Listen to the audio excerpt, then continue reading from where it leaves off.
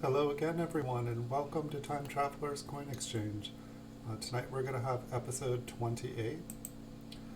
So a long time ago, like about 10, 15, 20 years ago, I used to go through 5,000 count bags of wheat pennies, the unsearched ones on eBay, and I would go through as many as I could.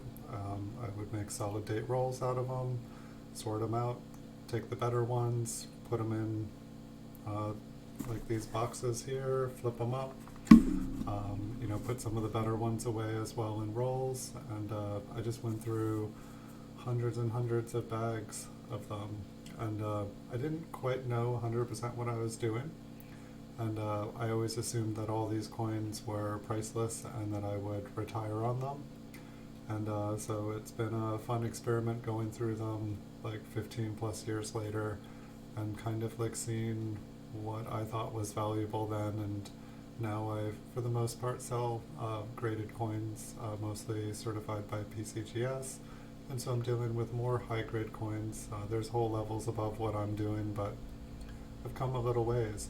And so as I look through these coins, I did put some of them away because they had mint luster. I put some away because I saw something that looked like an error, just something different, something that felt like it made the coins unique. And I've come to know that a bunch of things are cleaned and a bunch of things have machine doubling or machine damage, just plain damage. But things that I just, had a question mark, is this valuable? Is this rare? Is this an error? And some of them have turned out to be errors. And some of them are, kind of low grade MS quality. I feel like we haven't seen anything above like an MS 65. But at the same time, none of these flipped coins that we're going through were from they were, pulled out of large amounts of bags. So I pulled out a couple boxes. We can start going through them. If I see something that looks interesting, I'll put it aside, and towards the end of the video, we will, hey Bigfoot Silver Hide and Seeker, welcome, welcome, welcome. We'll take a closer look at things, and anything with a mint mark we'll get a closer look at the end too, just in case there is an RPM. Long time no see, welcome. Hey, just to let you know and let everyone else know as well, as I know I said when I got to 1,000 subscribers I would start trying to say thank you to you all for your support, and just you guys gave me a reason to make tons of videos. And so one of the things I did do today was I started a scavenger hunt. And I don't know how many people got to see that video. I did a community post as well, but it's got a GAW in the title. I actually just typed in GAW in YouTube, and it seems to come up within the top 10 results, which was surprising. It was very kind of interesting that it came up so high. So basically the scavenger hunt is I just put a pop-up link in one of my videos, which today I think we got to over 3,800 videos. So while it's something very simple to win the prize, which is just $10 if you have a US PayPal, or like a PayPal that can accept $10, you just need an email address with a PayPal account attached to it basically. But the first person to find the pop-up and click on it and take the word that pops up on it, and then go and leave it in the comment section. When you guys leave a comment, I'll get an email, and so there'll be a timestamp on it. The first person to do this will get $10. And if you guys like this contest, I can do more of them. And basically, it could be straightforward. For someone, I will, say it's in my master playlist, but at the same time, my master playlist has 3,800 videos in it. So, and you'd have to pay attention as well because it only pops up for about 5 seconds. And so if you are doing something else while you're watching it, but I guess the idea behind it is, somebody at some point is going to be watching one of my videos, whether they're meaning to or not. It's going to pop up and it's going to say May 13th scavenger hunt. And if they click on it, the word's going to pop up. Hopefully they'll know what it is so they can redeem their prize. But if you guys like it, I can do more of these in the future. I'm thinking if someone doesn't find it within so many days, I will start a second one going. And thank you. I'll start a second one going, and if nobody's finding them, I'll just let them build up. The one thing I don't want to do is like let so many of them build up and then all of a sudden one day someone finds them all in one day and I have to like pay out like $500 on demand. That won't work very well for me because I usually keep less than $100 in my bank account at all times because I suffer from coin addiction, and it's a very contagious disease. And you know, you have money, you see pretty shiny copper coins, and you hit buy it now, or you, you know, say like 6 easy payments over time if you don't have money. And so yeah, so it's meant to be a thank you. It's made to be fun. I was trying to think of how to do like a sweepstakes or a contest, but there's just like so many rules involved. And so basically the premise for it is I was editing a video and I forgot what this word was, and so I need someone's help and they need to go and find it for me, and it's a valuable word. So first person to find this word for me and remind me what it is, it's a valuable word. I will give you $10. It's just as easy as that. I'm help wanted. It's a gig economy here. I'm looking for someone to do some work, and I'm willing to pay $10 for it. And so last night's was actually kind of cool because we weren't finding anything. I don't know, it was like lots and lots of 1953 S's. And they were just, you know, I was like, why did I put all these away? They were like kind of mediocre, like in between AU and like MS62. You know, they were all mint state problem coins.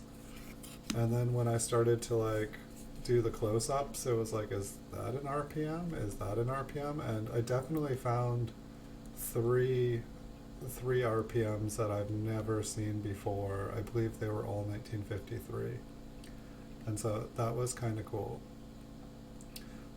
But it's like, that's one of the things that's like sometimes when I'm like just looking at the coins like this and it's like kind of feeling dry, like why did I put away these coins again? I don't understand.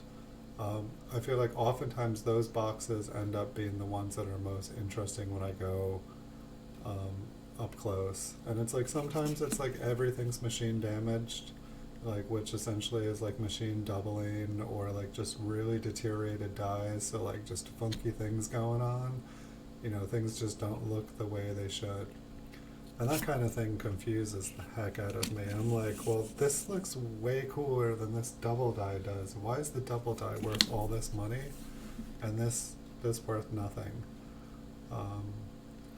But I get it that, like, you know, some of the machine doubling, it's, you know, more coins have it than don't have it. You know, they just did, you know, a coin with a nice strike that year is more rare than a coin that isn't all messed up. And so that is why it's like, some, you know, some kind of varieties, there's only a few. You know, it was caught early, so trying to find one of the coins with that variety or that distinctiveness, it's harder. How have you been, Bigfoot Silver Hide and Seeker? Welcome back. How is everybody else doing tonight? Does the scavenger hunt sound fun to you guys? Do you guys have any other ideas? Like, I wanted to be able to say thank you, but I also wanted to make it fair for everybody. I mean, I figured, like, if, like, within a couple days, if nobody finds it, I mean, I can maybe do clues, or, like, I can just add a second one, so it basically increases the odds. One thing I'm curious, too, is to figure out how many actual watch hours. You know, I say I have 3,800 videos, but most of them, I'd say, like, 3,200 of them are probably less than 2 minutes long.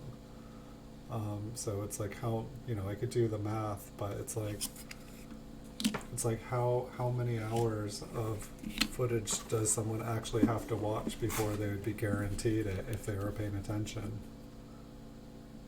And then it's like I also imagine that people could probably just like kind of like skim through videos, um, but it only lasts 5 seconds. So it's like if it doesn't show up as you're skimming, then it's like, oh, then you're just going through more.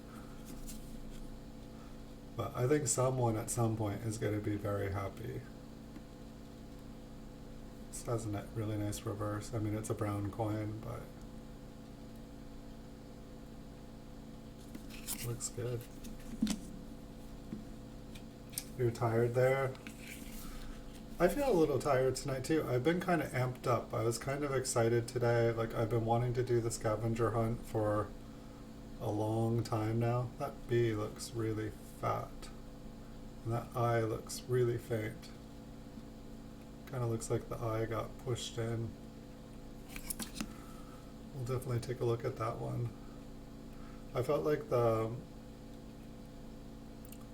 don't know, like when I put up the scavenger hunt, it was like, people were checking it out, like all of a sudden like a couple people subscribed, and I was like, whoa, I don't think we looked at these ones. Oh, that's a pretty one. Look at this one, guys. What was I thinking? What do you guys think I was thinking? It's smushed, it's corroded, it's cleaned. You think I thought maybe it was like a rare 1945 S proof?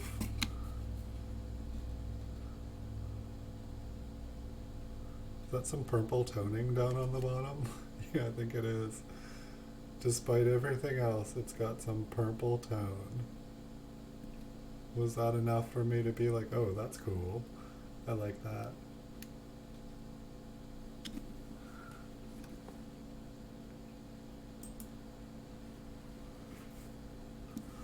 Right? That was actually one of my first thoughts, and I'll pass it on to you guys in case you guys are ever doing a giveaway video.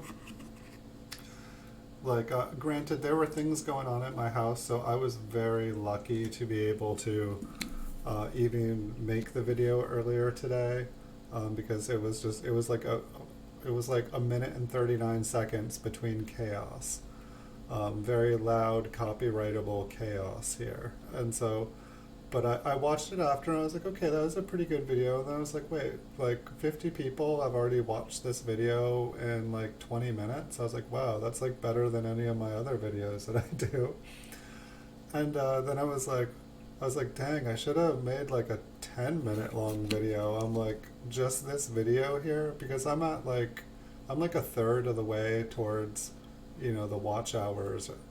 And so it's like, what I really need right now is watch hours if I'm gonna, become like a YouTube channel, which I don't really care even if it does. This already helps my business. My like sales on eBay have gone up 300-400% from being able to embed my videos into my listings. They say that like a picture's worth 1,000 words. Putting a video in your auction is like 1,000 pictures. It's just awesome for me. And so I've been really, really, really happy. But yeah, so I guess if you do a giveaway, make it longer, and you make a giveaway video, make it longer than a minute and 39 seconds.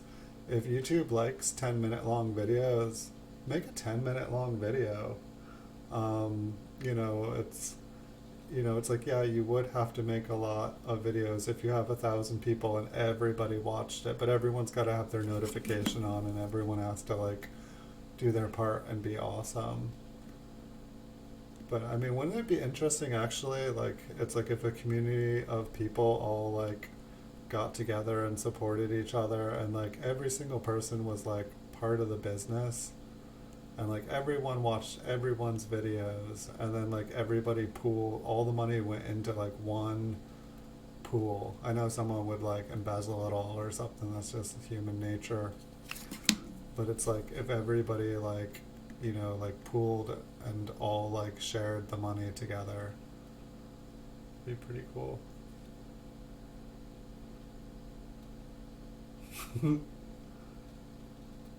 Yeah, definitely have to figure out a way to like make videos crazy. I don't know. I have like thousands of rolls, like, and I have like tons of nice coins. I could just spike all the rolls, and just have mind blowing, crazy, crazy, the best roll I've ever bought off of eBay. Make some like awful, hyped up videos. I mean, it would be fun just for entertainment, but it's like no one would ever believe you again. Sounds like a good idea. Oh, look, we got one from the Philadelphia Mint showing up here. Hello? What's going on there? Almost looked like there's like a U. Do you guys see that? Like it almost looks like there's lettering at 3 o'clock. It's probably just a dink. A dinky dinky do. I'll put that aside. We'll check that out.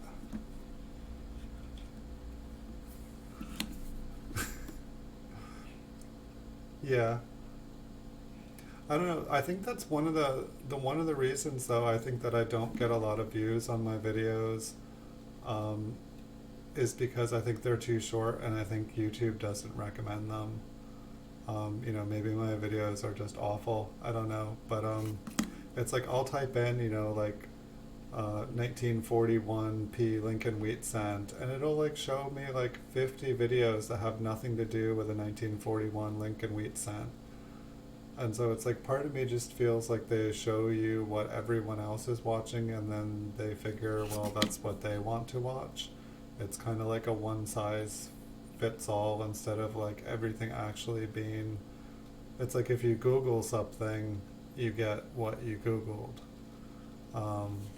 But when you YouTube something, you get spoon-fed what they want you to have. At least that's been my experience. I'd like to have a different experience with like Google. I used to think that it was like that I didn't know how to ask the right question, and I feel like I've gotten much better at knowing how to ask the question I want to find the answer for. It definitely seems like over time I've gotten better, but maybe it's just gotten more intelligent too. It's just funny because like Google and YouTube are essentially the same thing. Yeah, it's like I can find exactly what I want on Google, and then when I try to find it on YouTube, I just end up like getting clickbait videos. It's like, yeah, that looks really fun and really interesting. Like I see why people are clicking on it, but I'm trying to research stuff. I'm trying to learn here. I'm trying to do something. I'm trying to find information. And so that's been my experience. I know I've thought about doing like 10 other channels where just I have a lot of personality and where like, I put like time and energy and make like creative videos. I might do that in the future. It's just I've been working on this one for a while, and I don't know. I feel like I can do this all day long, and I'm happy doing it because it's what I like to do for fun anyway. And if I do something that's just constantly taking energy out of me, I feel like I'll burn out. And like this way too, it's like, it's like you hear about the people who like hype themselves up and like, they act all fun and people love them, and then they like feel like they can't be themselves, and then when they actually are themselves, like it's just sad. So I figure if people don't enjoy watching me, and I guess like I feel like there's enough people that are just hyped up and crazy out there that maybe they'd prefer actually like seeing someone that's genuine and just being themselves. Here's lamination error. It's like boom. Hadn't been seeing anything for a little while. Hey Super Silverman, welcome. So yeah, I'm trying to let everybody know. If you, did you see the that I started a scavenger hunt today? So basically, there is a $10 prize out there if you can find the link that I left in one of my videos. And yes, I have a lot of videos, but just to let you know, there's like a $10 bounty out there. The first person to bring the word back from clicking on the link and post it in the chat gets $10.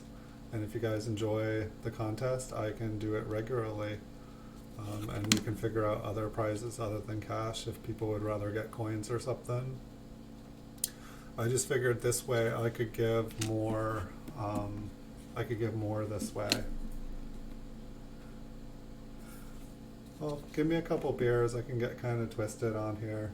Like some nights I feel like, I don't know, like some nights like I feel like people feed my conspiracy theory side like pretty good, and like, I don't know. I try to keep things positive. But it is definitely a crazy world as we are all experiencing it right now.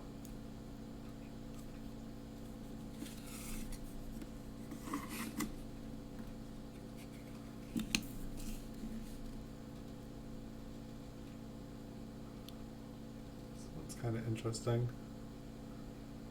Almost looks like a Woody. Maybe it is.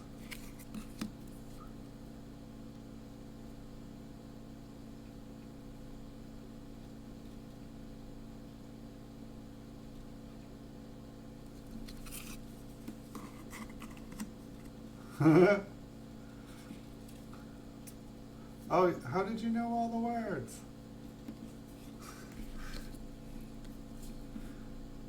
All right, go post the word, Andrew Laws. Go post it in the sweepstakes. He's like mind reading for the answers instead of like checking out the videos. How'd you do it? Hey, Kimball Kaufman, welcome. Welcome to Krusty Coins. Welcome, Spiked Head Die Crack. I do wish you guys luck. I've been like waiting around all day, like hitting refresh, trying to like, you know, like I figured like there would be people on it. Like, you know, I know that $10 isn't, you know, a fortune or whatever, but I've seen some of like I know that there's a bunch of groups of people out there and they just love giveaways and they work as a group and they work as a team and they clean up. I think it's awesome. I love seeing people work together. And if you guys do find it, like, let me know how you guys found it. I'm just curious because, like, one of my main concerns about the way I did it, and I was trying to figure out different ways, is that somehow that, like, people would just be able to search videos and, like, maybe I shouldn't give the idea out. But I was afraid that, like, there would just be, like, a back door and people would be able to, like, pick it right up. I was just super curious if like I would get an answer like within like 10 minutes and I'd be like, dope, good thing I didn't do $100 for the first one here.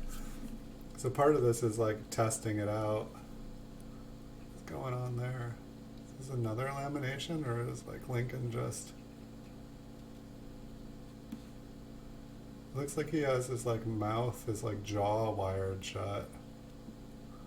We'll look into that and look and see if it's flaky. Looks like I wrote an E on this flip, so I must have thought it was an error before, so I must have looked at it closer.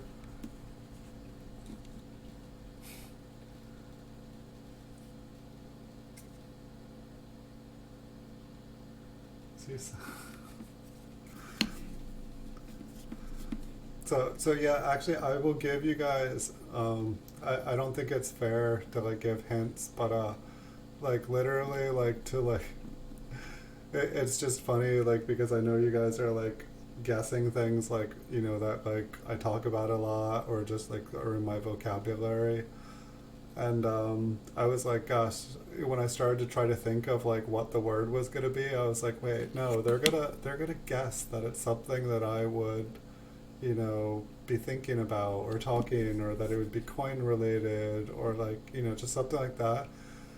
And so like I totally just like stared off until my eyes met something with a word on it, and that's the word I use. So that's not telling you guys what it is or whatever, but that's how I came up with the word.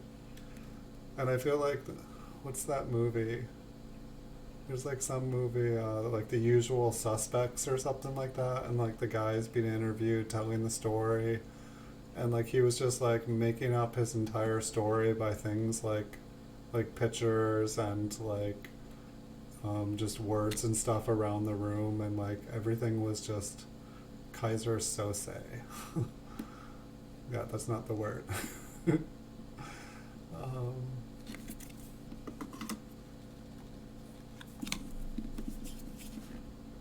But yeah, I think if I had tried to just pull a random word out of my head, I think like somebody would probably just guess it really quickly.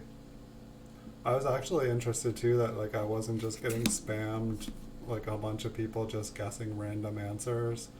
I was like, oh great, when I go to like try to find the actual word, I have to like read through like 10,000 pages of like guesses of people that didn't even look.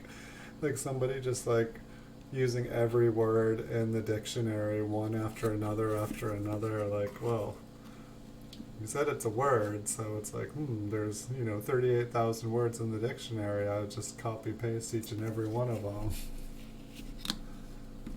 Yes. What's going on with Lincoln's chin here? He's got like, is that a chip? Is it damage? I don't know, I want to say that's damaged because of this little thing over here. It's got like a damaged nose too. That's gotta be damage. I'll still look at it. Wouldn't that be hilarious if there was like a funny... You guys are getting closer. This one's kind of woody-ish. This one actually kind of reminds me, like I was looking at the picture of the 1909 VDB that's coming in, and this kind of like little red flaky, it doesn't have as much in it, but it's like more like straight up and down. It's got that kind of texture to it. This one kind of looks like a woody. It's even got a little bit on the reverse, it looks like, down on the between like 6 and 9. I want to see what that looks like up close.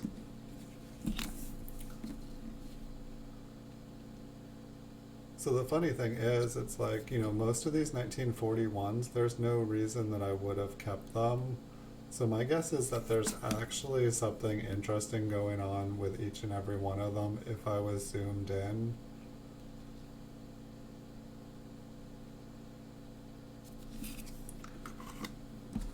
That is the funny thing. This one's all chewed up. Is it?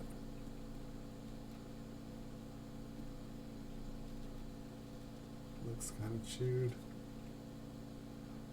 It's just interesting, like the way that it deposits in the rim there. It'll be an awfully weird looking planchet. Yeah, I don't think... There's just so many rim dings on that.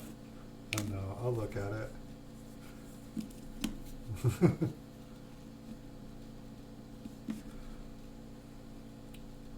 Yeah, where's my cowboy hat? Somebody send me a cowboy hat. I think I'd be like much cooler in these videos. People would be able to take me more seriously.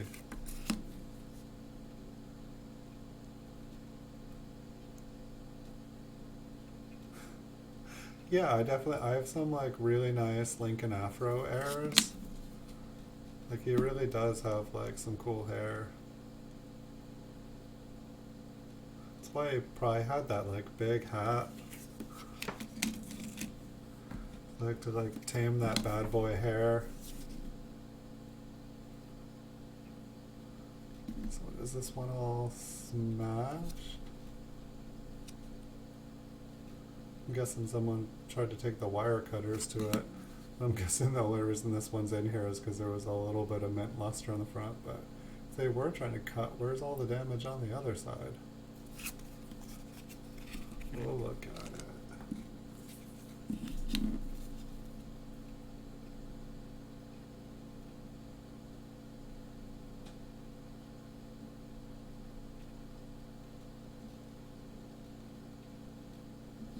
No, I've actually never, if something, I'm patient. If something arrives, you know, if something arrives a week late, 2 weeks late, I don't care. As long as it comes, and as long as it's, you know, what it was supposed to, I don't file any claims.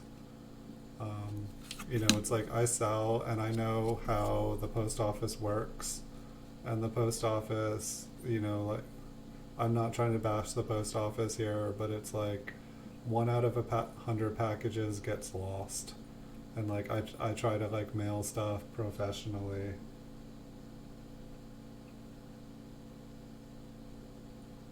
But yeah, like I would say about a third of the stuff that I order is late.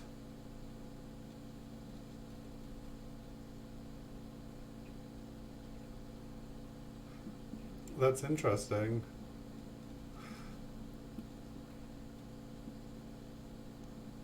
Yeah, I don't know. I honestly don't. I know that very oftentimes when I order stuff, almost looks like a, yeah, it'd be a thin die crack. I know when I order stuff, I'll get like questions, especially with newer sellers. Like eBay will, when you go to leave feedback, it'll say, "Did this item arrive on time?" Normally, I feel like a question like that is asked when it's like a new seller, or if they didn't use tracking information and eBay wasn't able to track the information themselves. Um, I know that if people were claiming my stuff late, it would lower my feedback score, or my what's it, detailed seller rating, my DSR. I know that that would happen. But it's like, yeah, if I was able to get a $5 coupon for, I'd be able to buy so many more coins. You're right. That's that's a great idea.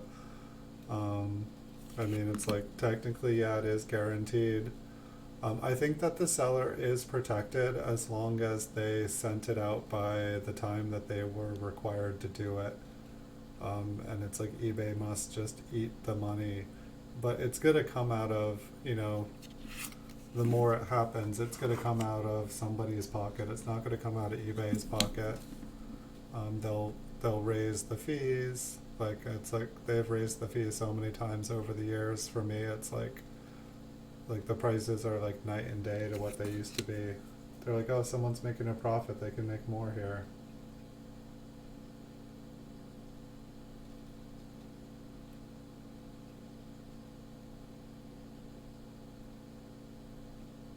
Turn it into a 1914.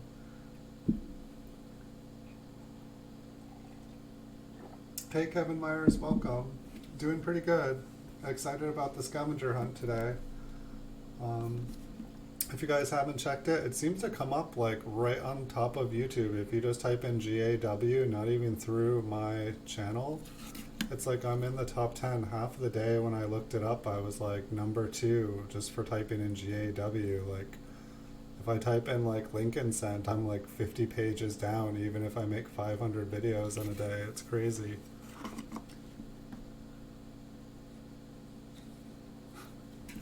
You could just make money off of receiving items late. Here we've got a deteriorated die. It looks like the 9 is just bursting with metal. It's not really worth any money. It's just kind of an example of a later stage die. We'll maybe just take a look at it. Sometimes there's interesting things around them. There'll probably be a whole stack of them if I found one. Kind of an interesting link on him.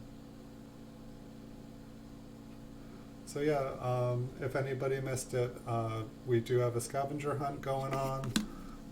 You know, pretty much people watch my videos anyway, but now there's one video out there. Somewhere in the video for 5 seconds, a pop-up comes up, and if you click on it, a word will appear, and if you bring it to the GAW video I made, and you have a US PayPal account, I'll pay you $10 for the first person who finds it. Just trying to say thank you, and if nobody finds it in a couple days, I will throw another one out there, and then it'll increase people's odds, and eventually it'll be worth enough money for someone to just sit there and watch every single video and get a guaranteed payout if they pay attention. It's like, virtually searching for coins and getting paid for it. Awesome.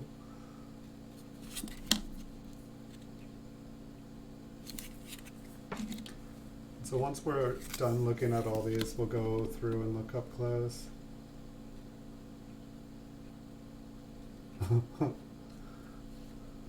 Yeah, the problem is it's like 15 to 20% of your silver won't arrive in the post office. That was one thing I definitely found when like buying like silver and gold. It's like, your instinct is to like buy the cheapest one, and it's like, you want to pay the least amount. But half the times I would find like if I ordered from somebody that was just like $1 cheaper than one of the major companies, it would just be a scam. The person would just, not be sending the stuff, just have an account for a couple days. And obviously, we all check out stuff and check out feedback and stuff, but like some of the like scam companies, they can get like 500 feedback in just a couple days and then like, make a couple grand. That's like a fat looking 9, probably got squished. That's a little stubby T. Those are both small T's. Like little mushroom T's.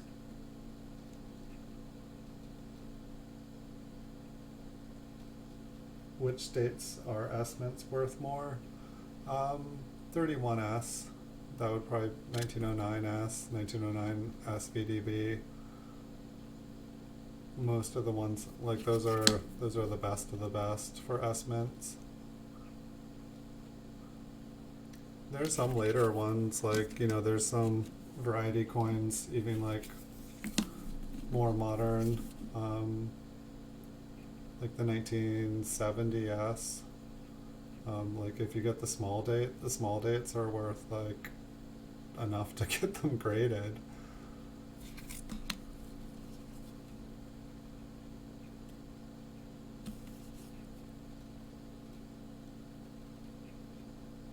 Yeah, it's funny, like, I don't know, the thing that, like, 1931S, it's like, it has a low mintage, but then it's like, sometimes I find, like, the 31D, even though, like, the 31S has a lower mintage, it's like, sometimes I feel like I'm just surprised at how much the 31Ds are going for. It's like, I feel like a lot of people, because the 31S had a lower mintage, a lot of people saved them. And so there's still a lot of really nice examples around. It's just interesting when it's like people back in the day knew that the coins had low mintages, and so everyone hoarded them. And then we end up having a bunch of like low mintage coins all really nicely preserved from that time period.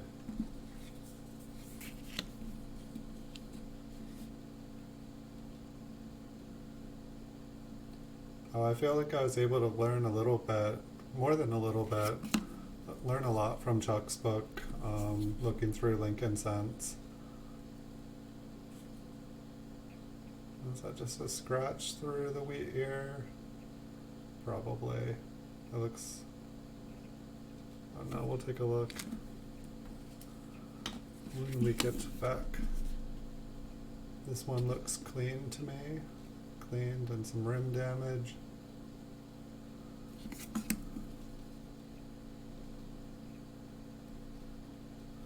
Yeah, have any of you guys ever done giveaways on your guys' channels?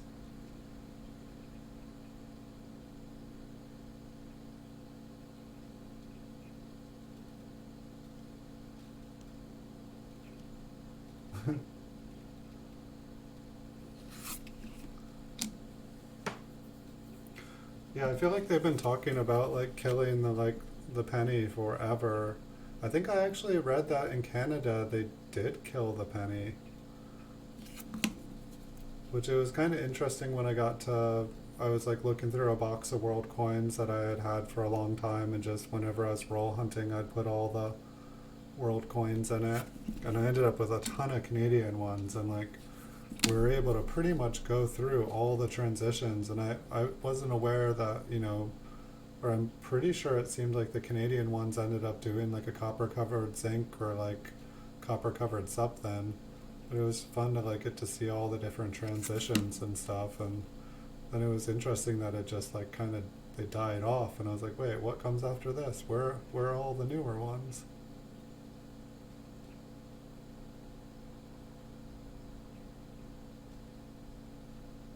Yeah, I need to like check out the Bugs Bunny one. I did see that video. Like he's got some amazing eyes.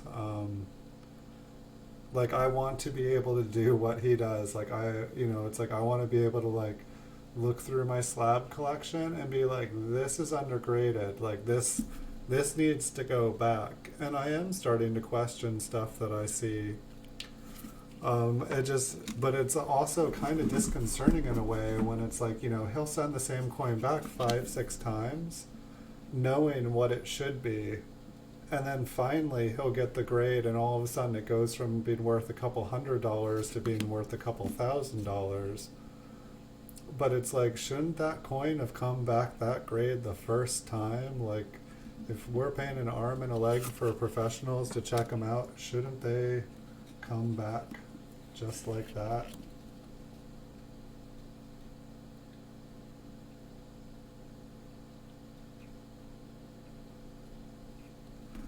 Well, it could happen. I mean, I would want to say the economic repercussions of it is that it would cause inflation. Um, I mean, not by cents, but if all of a sudden we eliminate the penny, everything, things that were 9.99 are going to be 9.95. They're all going to be, even. But it seems like it devalues currency. It just makes a penny, it makes the nickel the new penny. It makes the dime the new nickel. It just brings everything down a digit. It feels like a slippery slope. And maybe if Canada is still rocking and rolling up there, then maybe it's like, not something we need to worry about. I think a lot of people love pennies. I'd miss the penny.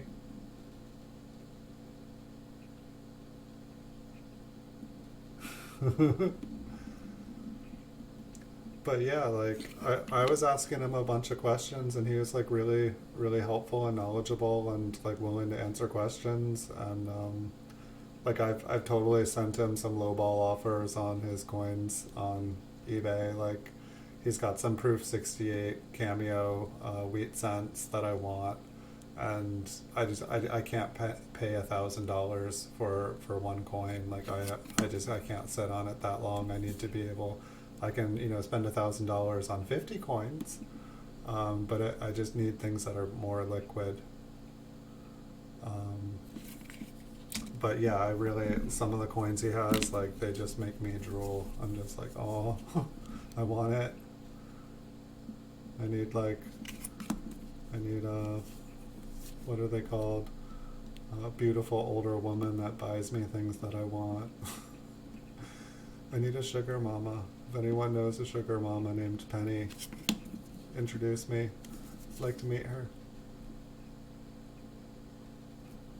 Maybe a nice woman named Penny that will give me like a 1938 or a 1936 brilliant proof wheat cent. That sounds nice. Do you know any of those, Andrew? I sound so shallow.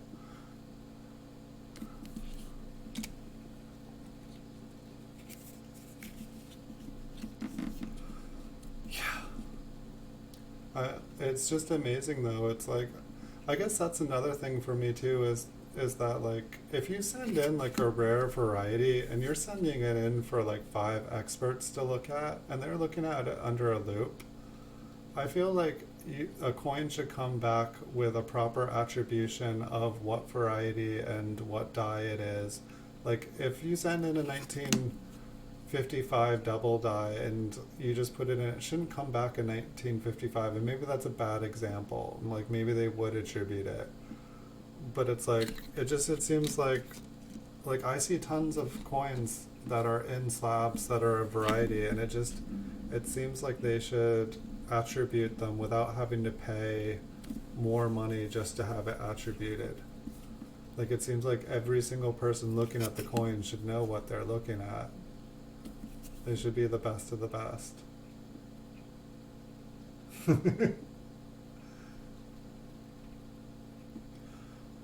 It can never hurt to ask someone what their best price is. Like seriously, like, you know, sometimes, you know, it's like I mean, me for example, like I put stuff up for like higher than what I hope because it's like, you know, one, I'm running a business, and when I put things up that's the cheapest, I lost money every year. Like when I did taxes, I lost money. Like it wasn't a business, it was like giving stuff away. But it's like also when I sell on eBay, nobody wants to pay full price for anything. Like if I put it up like at PCGS suggested price, they're going to want 20-30% off, and they're going to say it's too high. If I put it up for 30% above PCGS price, people will ask for 20 to 30% less than I'm asking for, and I'm able to sell it at PCGS price. It's like weird, but it like makes sense. Like it's just everybody wants to get a deal. No one wants, you know, if you're offering it for 100, no one wants to pay 100. They want to feel like they got a deal. And they don't care whether it's a deal or not. They just want to pay less than the advertised price. At least that's what I've found. And also you don't know where people are coming from. Like, you know, one day like somebody could have lost their job and they could need, you know, $100 right then to pay a bill. It's just, you know, it's weird. Like I'll send out like 100 offers at like 60% of what they're asking for, and like 10 out of the 100 people will take the offer. 90 will, you know, 80% will say no, 10% will say no way, and 10% will be like yes, thank you. And so it's like I do that all the time. Like it's like if I have like an extra $1,000 and I'm not seeing what I'm looking for at a price that I feel comfortable paying, I'll just send out a ton of offers. Sometimes people counter back, you know, and I'm able to meet them at that. I know I got a couple really good. Like I was like after we were talking about the proof memorials, somebody like posted a proof 68 small date, and I don't know, I could have bought it right then, but I was just like, I'll just put an offer out. And so I put an offer out, and they accepted my offer for like 25% less than what they were asking, and I was like, sweet, I would have paid full price for that.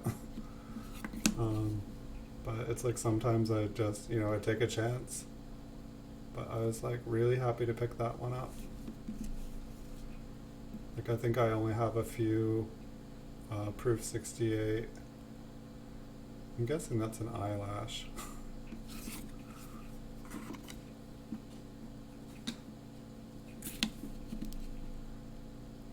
Here we have a nice copper 1943.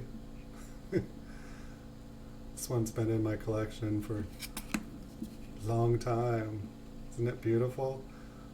I think that's like the 1943s have been like the most, I don't know, it's like I love them, but like whenever I post them, my camera always gives this, you know, kind of non-steelish looking, and like even ones that are certified in the slab, people like buy it and they'll be like, I thought it was copper.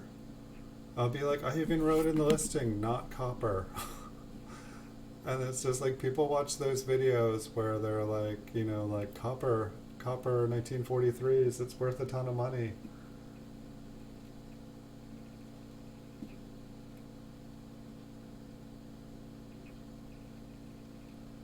AppMex is selling them for $350.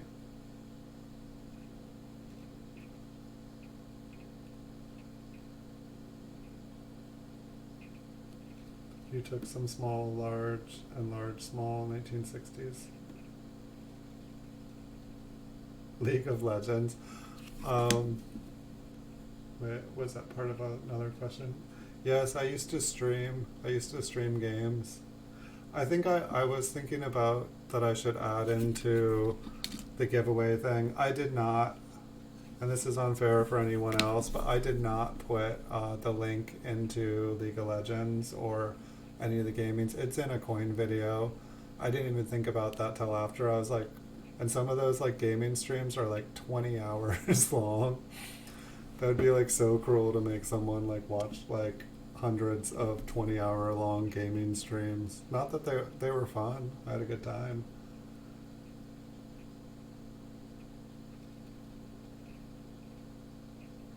Yeah, I still need a small large and a large small. I mean, I might have one, just not graded. Like I have a lot of 1960s.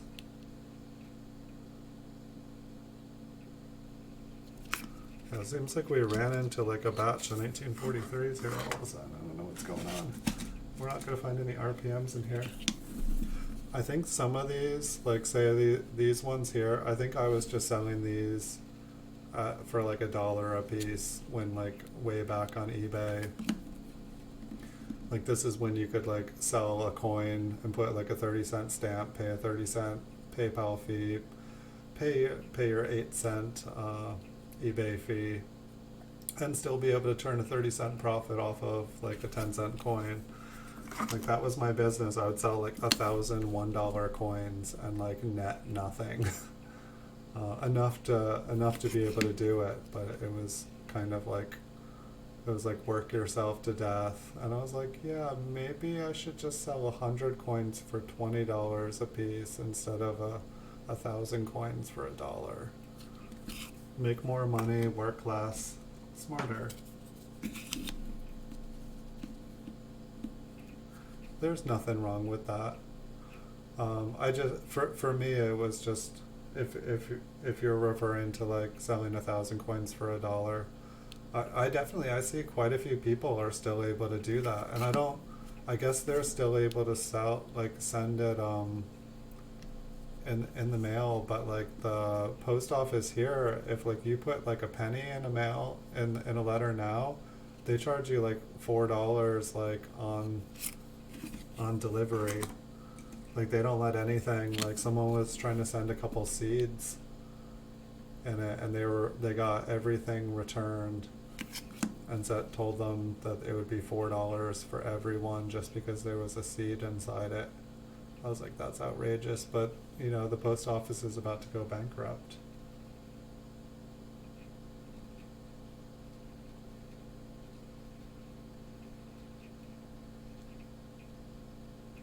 Yeah, eBay seems to have a really sweet deal with them.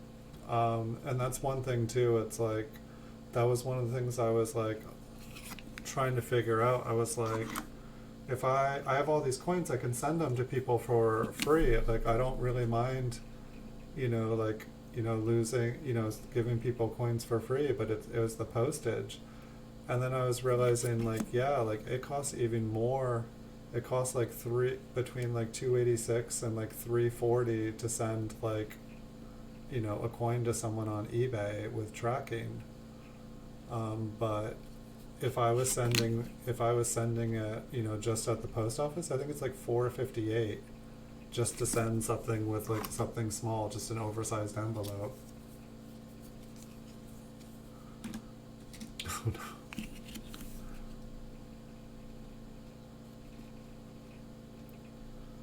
Are you talking about the 43? Whoa, what's going on there? Can't quite tell. I'll look at that closer. I think there's a delay here sometimes. So I'll just back up a coin, which has been kind of hilarious. I will check out whatever's on that weed ear. I'm sure it's just like some chewing gum.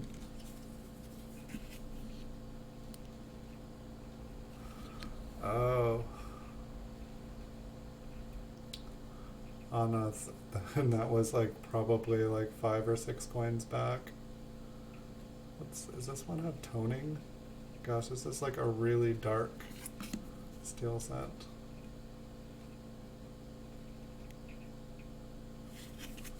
Let's have to see what gosh, this one, you could post this one on eBay. People would think it was copper. Here, I will go through these quickly. But yeah, there was a lot of funky, and it's possible. There were a lot of funky steel scents.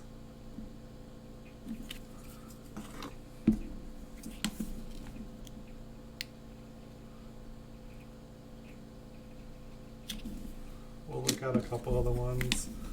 If it looks like we saw the same one you were talking about.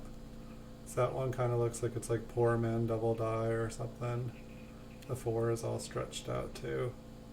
It's probably just a deteriorated die. We'll check them out closer. They made them into these boxes for a reason. Oh, how'd I get all toasty here?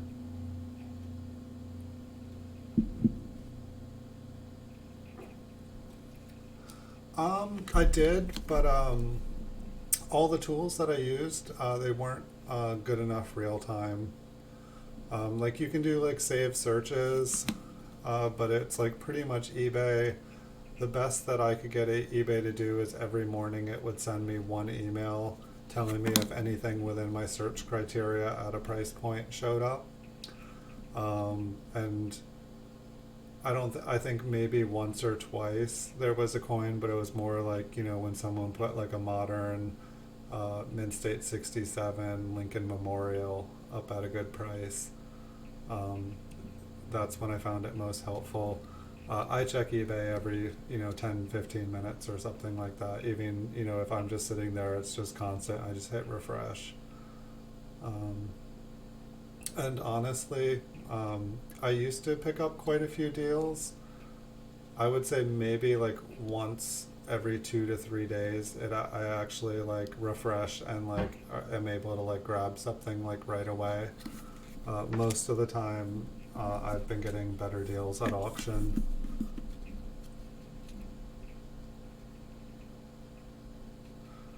But yeah, I think you go into like the advanced search, and then there's a place you can save it. I had them going for years, and I don't know, I have like funky emails, so I was also like keeping tabs on my email when it wasn't like delivering stuff, because sometimes I would get like 20 orders, I wouldn't get a single email to my email account notifying me that I had sales. And then I would log into eBay, and I'd be like, what? I didn't get any like PayPal. I didn't get anything, and so like I was using it to make sure.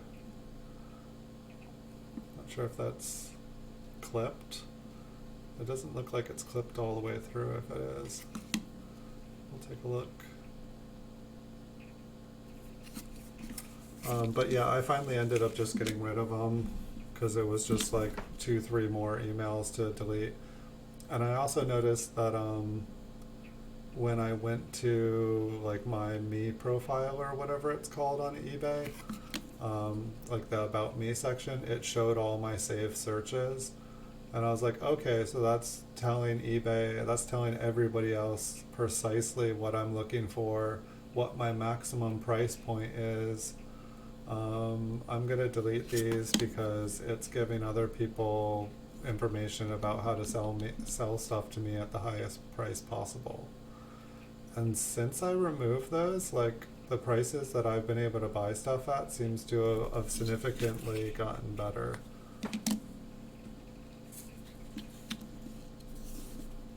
Anybody find the scavenger hunt link yet?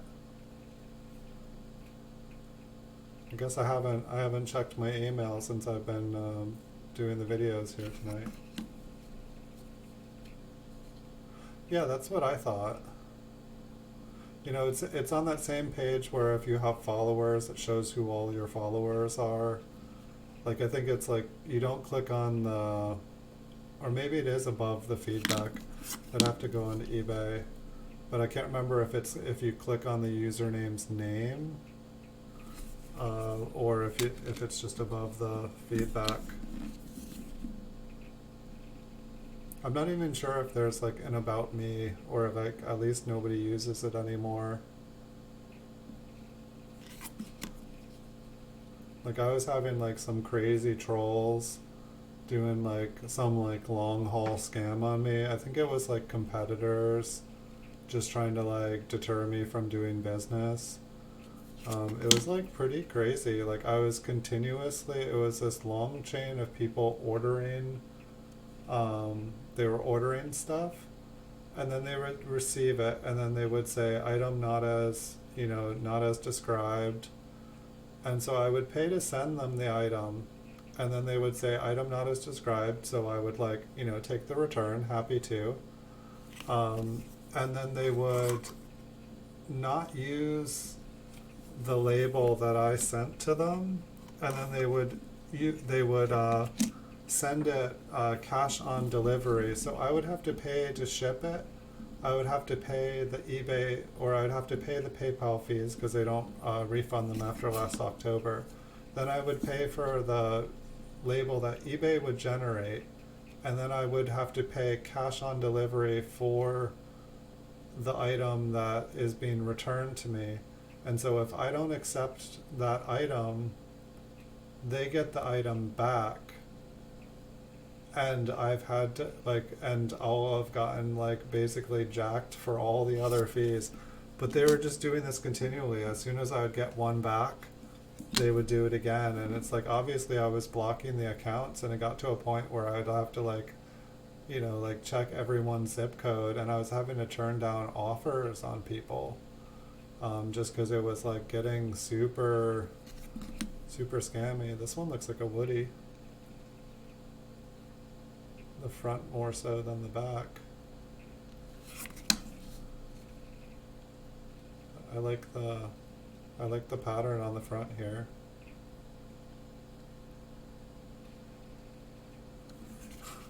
Oh, you like the Wuhan one? This crazy one? Yeah, I guess I forgot about this one. Somebody sent me one. I don't think it's a W. It's an S. Does that mean it's silver? Silver plated. It's got a big scratch. I guess that's what you do with ones that have big scratches across them. You paint them up like this. Is this like scary looking currency? Like, I mean, like, isn't that a face you love? Like, it's. I mean, the baby's kind of cute, but like, the mama? I don't know. Yeah, that was somebody else sent me that one. It's weird. It's like people have actually been like sending like gifts. And like, is this another lamination error? Good Lord. I mean, it's been cleaned. Good Lord, it's a clean penny. Some clean copper. I think that's like the 4th or 5th lamination error. It almost looks like a cursive signature.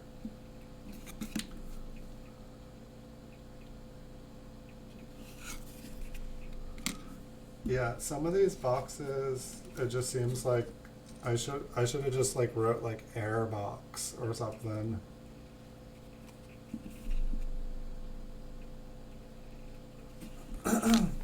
Yeah, and half of it works too. This one kind of looks like the blanket's kind of thin. I'm not sure how I can tell that through here. I also know I found quite a lot of coins that were like way thinner than the normal coin while still showing, like for the most part normal. But I think a lot of people, especially like, let's say it's a $10 coin, you spend, kind of looks like a Woody. It's probably like an improper alloy, but it looks like it's thinner than it's supposed to be. I feel like somehow I remember this coin even though it's been 10-15 years. It looks like it has improper metal alloy. I believe this one is probably like 2/3 the thickness that it's supposed to be, if it's the one that I'm thinking of. I wrote $2 on it. Maybe that. No, I mean, it's kind of like a die crack, but I don't think it's caused by the stress from like an overused die. I think that it was already an imperfection in the metal itself. imperfection in the planchette. I think that when you have like a $10 item and you already spend $3-4 to send it, what I think how the scam works basically is that they order hundreds of things and then they say everything's not as received, and a lot of people, they're just trying to get rid of stuff. They're just trying to clear. It's not worth their time to even process the refund. They were just trying to get rid of it. And so the scam works is basically like people end up just saying, I'm done with it. I just want to wipe my hands of it. I don't care if I'm getting scammed, and they just walk away. And the people end up getting to keep all the stuff. And yeah, if you're dealing with silver or gold, then yes, it's like you buy 100 gold coins and then you say you want to return them all, and one or two of the people just say, keep it. I can't deal with this. And so it's just kind of interesting. Like one of the one of the things that like made me start doing tracking on everything was back when I still sold gold. I really liked gold nuggets. I just thought gold nuggets were awesome. Well, I think that they do it for they do it for like a week or something, and then they just stop, and then they come back like 6 months later. I feel like eBay doesn't boot them.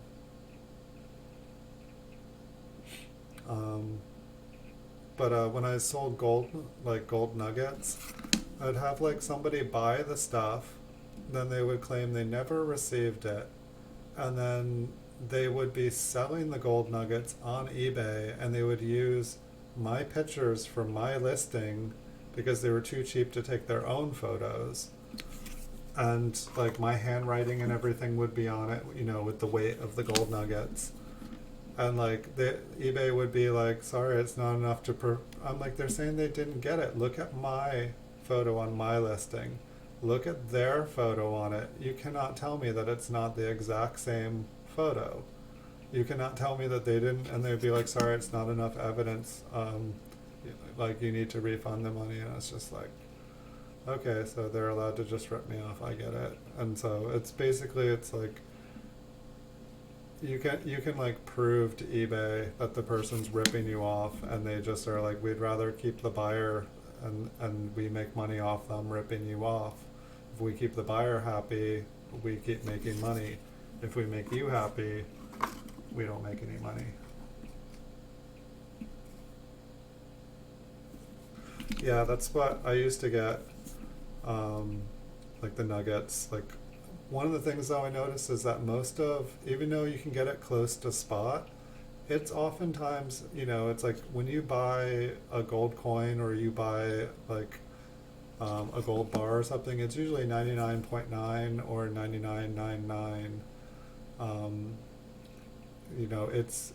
It's 24 karat gold, but when you buy gold nuggets, sometimes it's only like 12 to 14 carats, which means, there's silver. It means that there's copper. There's impurities in there. And so if you were to actually melt it down or try to sell it and get it assayed, you would actually end up at a loss. But it's like nuggets are kind of cool in the aspect that they're kind of like coins or collectible. They're kind of rare. Like, only 1 or 2% of the gold in the world is still in crystalline form or like nugget form. It all gets melted down, and then the larger the nugget is, the rarer it is, because like larger pieces of gold are rarer than like little flakes of gold. But I definitely enjoyed large nuggets and stuff. But for some reason, like when I had a lot of gold in my life, weird stuff just happened, and I didn't like it. And it was weird. As soon as I stopped dealing with gold, like everything just started to work.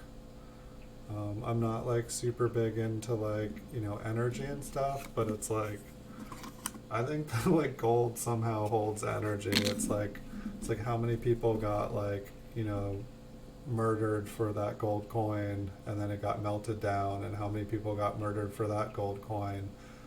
Like how many wars were fought over it. I don't know. It sounds like mumbo jumbo or whatnot, but I felt like when I got my gold out of the house, it felt way, way better. It's like, it felt like I had like my precious, it's my preciouses. You can't have my precious. Um, I don't know. It's got some interesting energy to it.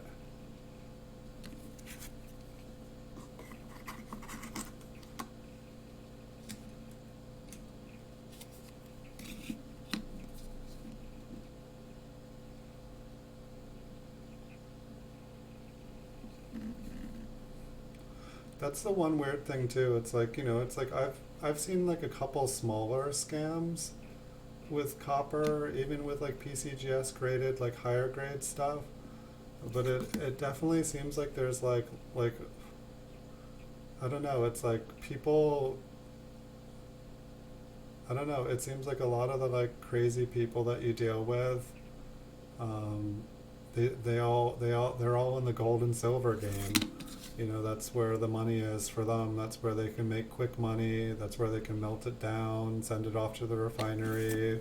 Evidence has been melted.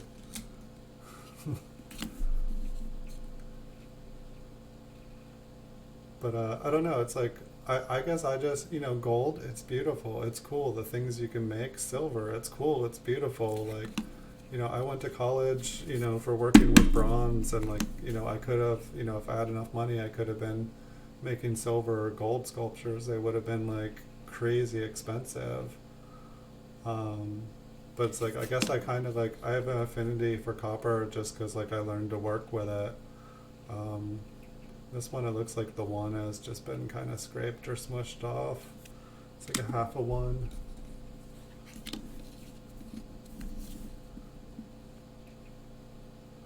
I don't know. I used to like hoard, like I had a Rydale coin sorter, and it could like, I think it sorted like 180,000 pennies in an hour.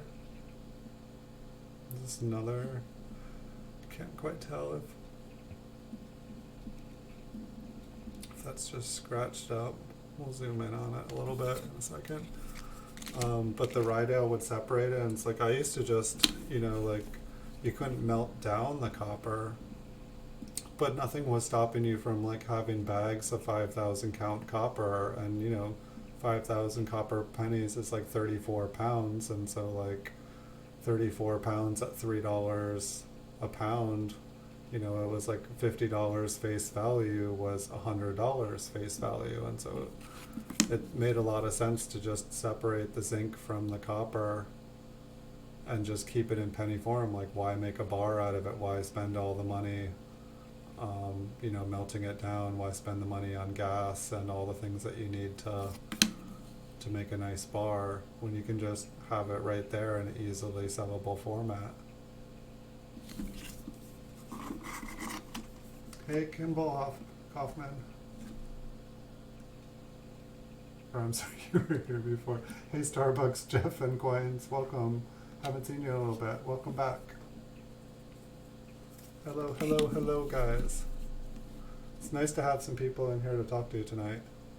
I was afraid nobody was going to come back after being gone like 7-8 weeks, but it is nice to be back.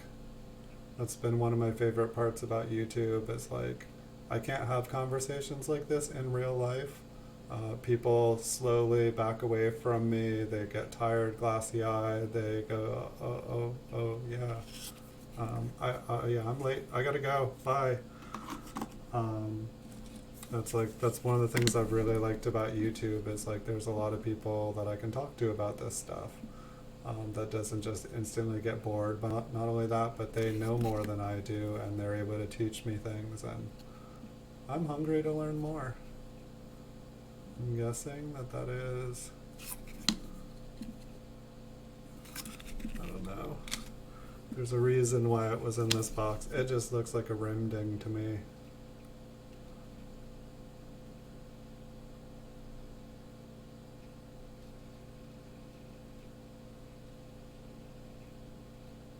It's good to see you too. Welcome, welcome, welcome back. So we definitely, we found like 4 or 5 lamination errors in this box. We'll zoom back in. I think we got like 6 more coins in this box, just kind of scout out before we go through everything. And you weren't here earlier, so I did start a scavenger hunt. So if you're ever watching my videos and see a pop-up, this is the May 13th scavenger hunt. And so if you see a pop-up that says May 13th scavenger hunt, click on it and there'll be a word that a word will pop up. Grab that word and take it to the video. I'm guessing this one just got flattened, but take that word and bring it to the scavenger hunt video, and it's worth $10 to your PayPal account if you're the first one to post it in the comment section.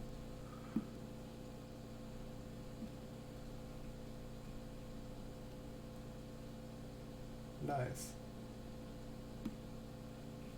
Well, that was part of it. Whoa, what? What? What do we? Is that just? Is that just like wax? Hello. That tripped me out. I was like, what the hell is that? I'm guessing it's like, I'm guessing this was like 2 coins glued together, and the impression is just. But yeah, I realized that I didn't do 1,000 subscriber giveaway. And so I was like, I need to give back something. So I did this scavenger hunt, and I'm gonna, if nobody wins it, I'm gonna add another scavenger hunt, and I'm just gonna keep spiking the bag. And so that, you know, one of these days it's just gonna be worth someone's like hard time to just go through every video, and they're gonna bank. I think I'll try to make sure I don't like have the prize pool at any time more than $100, because I generally don't have more than $100 in my account at any time, because there's too many damn beautiful coins in this world, and I'm addicted. Hope I can say those words on YouTube and not have a video kicked out. I don't know what the rules and regulations are. I just try to imagine that my grandma could be watching the stream at any time, so I try not to like boot up heroin while I'm live.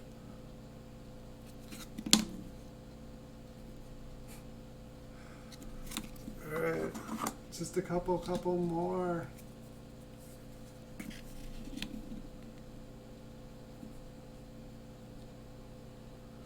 And here's like maybe the most lustrous coin so far tonight. Does that thing have an L on it? Yeah, it does. Okay. I feel like I have quite a few Lincolns that like literally have no L. What's up with the T? Like we're getting all these little T's. Okay, it's just a little spot. So I'm guessing this one was just in there because it was way nicer than any other things. 3 more and we'll be zooming in. And I mean, I have all night tonight. But I know some nights it seems like as soon as I'm ready to go to bed, everybody comes in and says hello. And then some nights it seems like everybody's ready for bed. And so I'm just like, you know, I'll call it a night. But I have like more boxes. I actually found, it's like the more I've been trying to organize stuff, like I don't know, like I thought that I had like 200 boxes of these to go through, and then I found a whole wall of them. And I was like, what? And then I have all the stuff that I didn't even get to flip. Like so much stuff. I'm guessing that's just a little dink. Dinky-doo.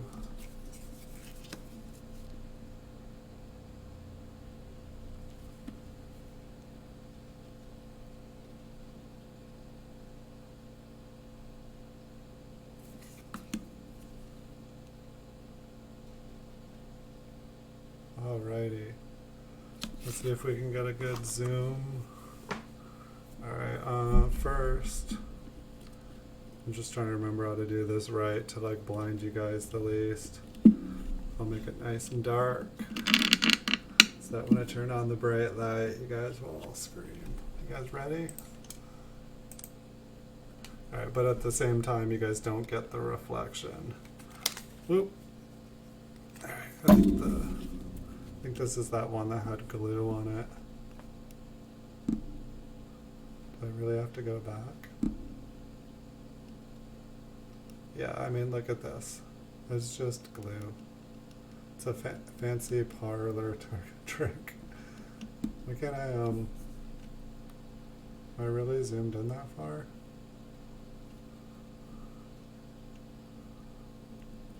I mean, I don't think this is an error at all. It was just two coins glued together. That's too bad.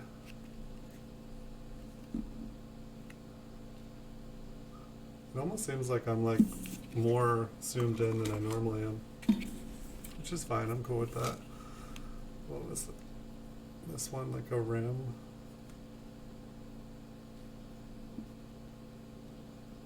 Yeah, it's just like a flat rim. Hold on, I just need to fix the focus on here. There's just something funky about it. That was all. Is this one have a mint mark? No. Okay.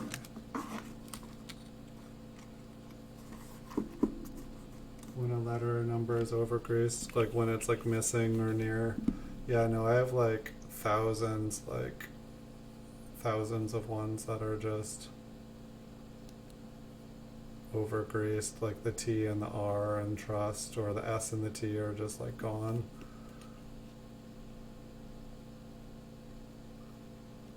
Why aren't I? Something's different tonight here. I feel like I'm moving backwards here. Okay, that was a rim on the bottom. Usually I remember every coin in the stack.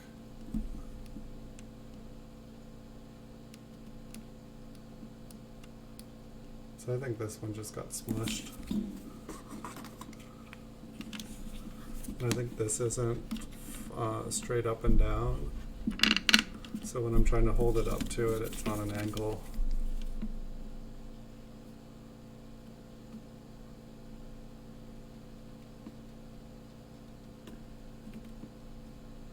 Sorry guys, I will get this right.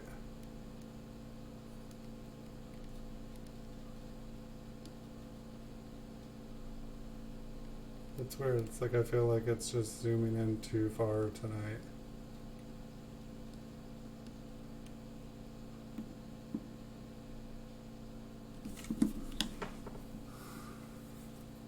Uh-oh, you got the satin? Nice. Good job.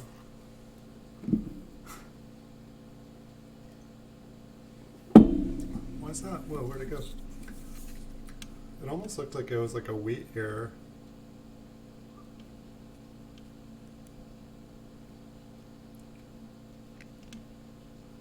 It almost looks like the wheat ear. So I think this one was just like a lamination error going across the bottom. It's just kind of funky and chewed up. Oh, that was the one with like multiple going across. Okay. Yeah, I should really be putting all these laminate, like I need to put just like a box of lamination error. Thank you. Yeah, no, I've got a few thousand more flying eagles I need to put up. That's one of the things I've been meaning to do. I just, I kind of figured I was gonna do like just all flying eagles, but I figured I could save them. So that's the 41. It was all chopped. Just kind of like switch things up. I can do coin vault, then I can open up rolls of mint cellos.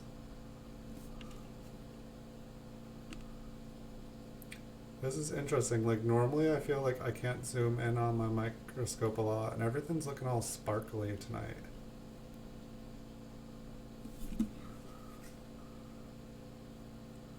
Lincoln's face. I don't know, did my like microscope get like an update? That'd be cool.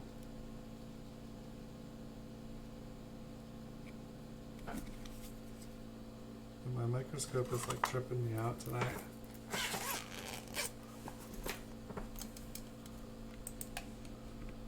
Okay, let's.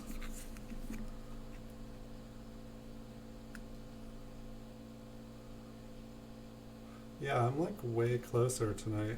I don't know how I did that. I've been trying to get it to go that close for a long time. Because basically, when I got a new computer, and the new computer did not have a CD drive, so I couldn't put the original software into the drive.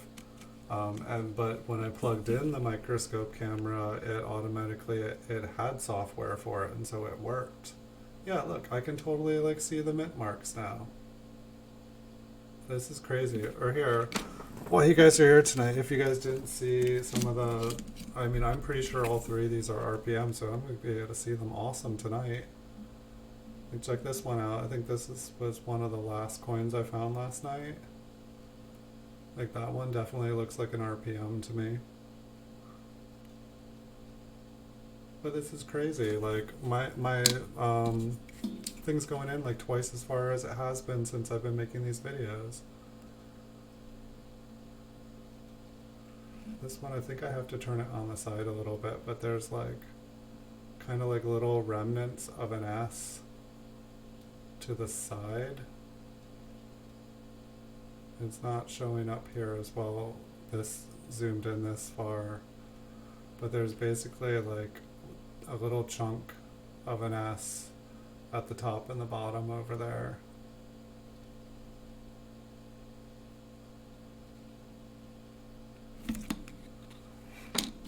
No serif on it.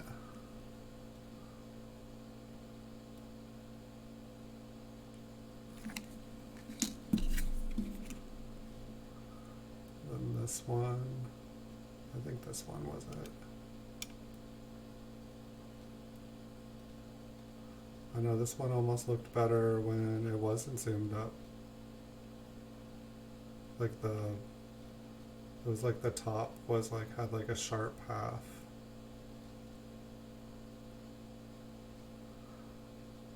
I don't understand how I got zoomed in this far when it hasn't let me do it.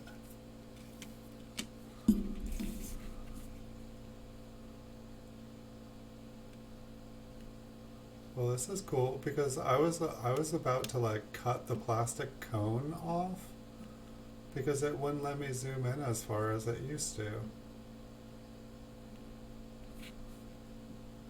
Is there anything else on this one?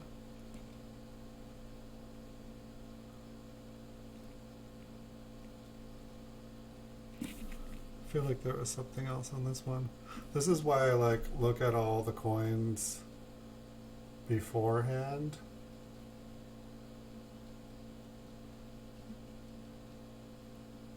Ooh, some funky lettering. This is why I look at them all zoomed out before, because like I can't scan the whole coin.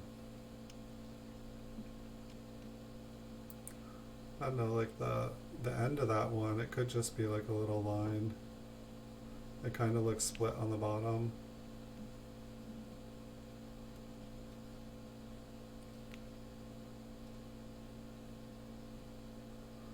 The 45.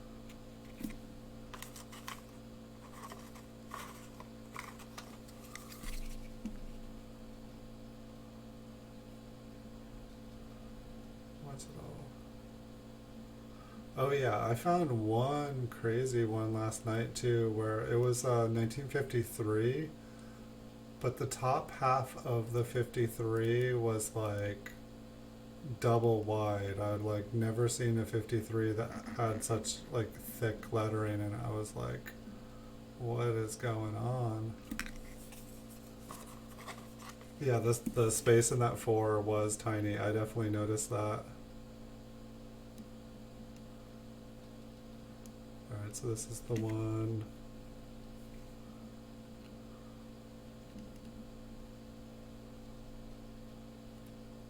It's gonna want to zoom back out. That, guessing that's damage. Sorry, I'm just.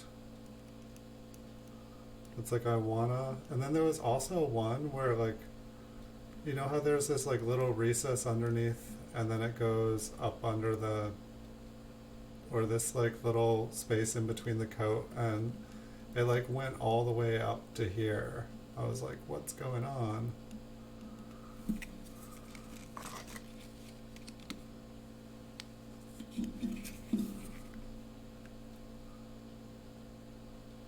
Yeah, dude, my camera is awesome now. I was about to buy a new one, but yeah, when I got the new one, it had drivers on it, and all of a sudden I couldn't zoom in nearly as much, and I was like, wait, I remember being able to go all the way into the mint mark, and the mint mark like filling the screen. Like, why can't I do that anymore? Dude, this is gonna be awesome when I can take photos. Like, I'm all happy. Like, my like pictures on eBay are gonna be way better. What the heck happened? What changed? I didn't do anything to change it. I think it crashed today and I had to restart it.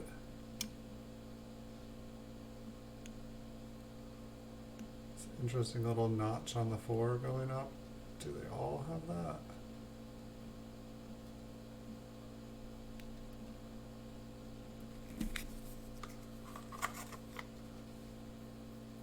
Nice.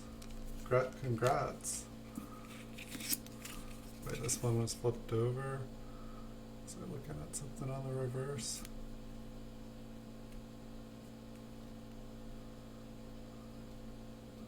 I don't think we've seen a single die chip tonight.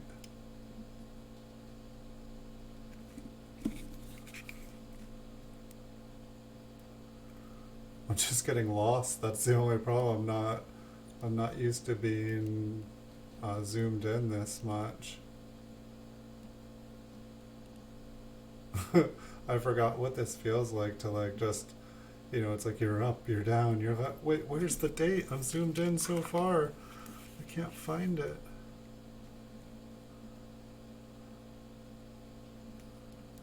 Oh, why did I flip this one over? I think this one I just wanted to look at it because it looked so kind of coppery. I don't see anything. See if there's a mint mark.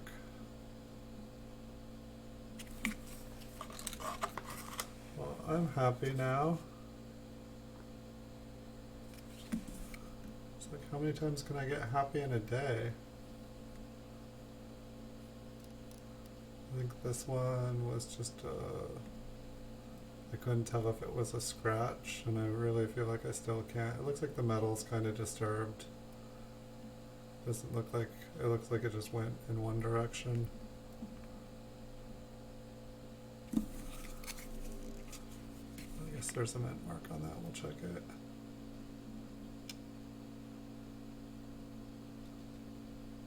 I think that's just damage.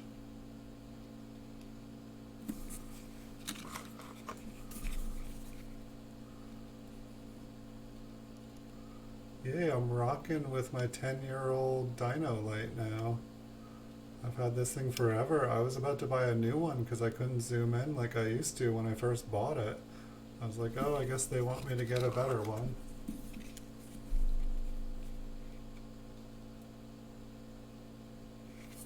Nice.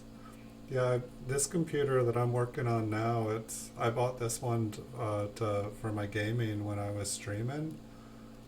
So I think I'm only like 32 gigs of RAM. Maybe I was 64. I have like a TI, a 1080 Ti video card or something. Like, this one was awesome to play video games on, and now it's awesome to stream.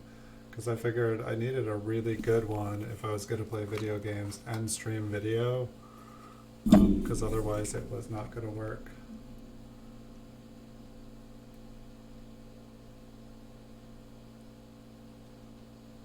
This one just had a weird edge.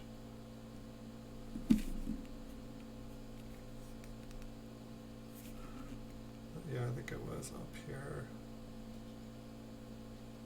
Whatever. Maybe it was down here. Yeah, if it is, it could. It's interesting, all the metal, all the copper, they look all sparkly.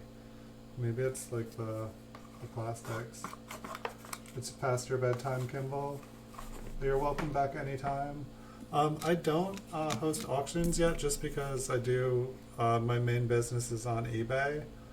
And I know I'd probably save a ton, but one of the reasons that I don't is because I embed my videos into my eBay listings, and eBay is cool with that. But if I start saying, hey, come check out my video, and then I say, that I'm trying to sell people stuff on another website or on another platform, they wouldn't like that. Everything's sparkly. And so that's one of the reasons I don't do auctions on here. But also just because when I did do stuff off of eBay, I found that all the people that I was dealing with, like kind of like the problem people, that they had all been kicked off of eBay and they were all looking for other places to do their tricks. Obviously not saying anybody here is doing anything like that. So this one said it was an error. What's going on under his neck? I think that's gonna be hard to find. It's just like all cracked, like a messed up planchet. Lamination error. Where is that located? I'm trying to find a. So basically from his like chin. See if we can find his chin. Yeah, see, I'm lost. What's going on? Here, we'll start from down here. Alright, so that's his coat. Does he have a face? Yeah, he has a face. Why can't I? I'm like, where's his face? Oh, I guess maybe because we're zoomed in so far, but yeah, like this is his. This has got to be like his head here. But it's like, it's weird because I can see his head when I'm looking at it. But it just like dissolves. It's, kind of like when you're trying to find a mint mark. And like, it's like a really, really older coin. Good night, Kimball. Put up some rhodium. Yeah. But yeah, I do see a lot of people doing auctions on here, and it does seem like a platform that could really work. It definitely, you're only paying PayPal fees. Like, you could sell stuff for far, far, far cheaper. Gosh, look at this, like, lamination error. It just like runs all the way up his coat. Pretty much goes all the way through the coin, it looks like. Oh yeah, I'm meaning to make a pile of these. Here I am, like, putting them back in the box. What's the point of, like, finding all these again, just so that I can find them again and again and again? So this one looks like a Woody. But I guess that's half the problem with these boxes, is that, like, I think that most of these boxes was me doing just what I'm doing now and making sure to, like, all these ones got flipped because there was something special about them.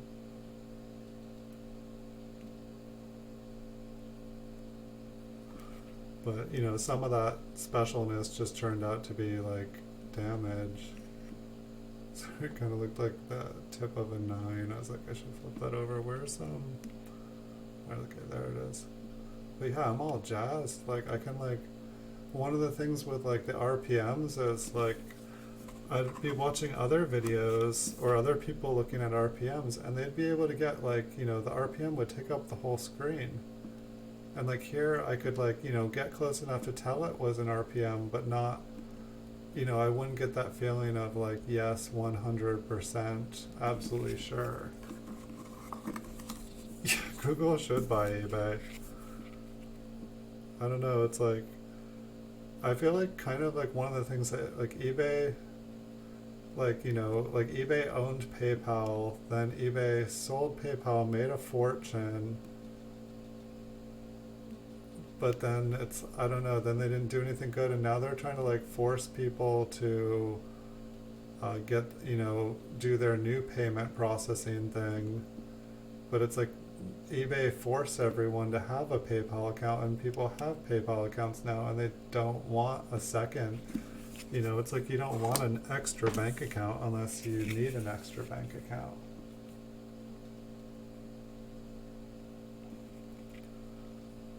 I used to have a cherry picker's guide. And look at that S. Like that 4 just like fades off into oblivion.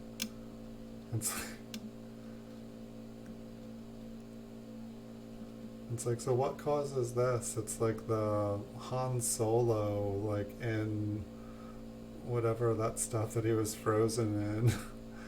Like, it's like the S meant just like kind of like coming up for air. Let's look at the other lettering.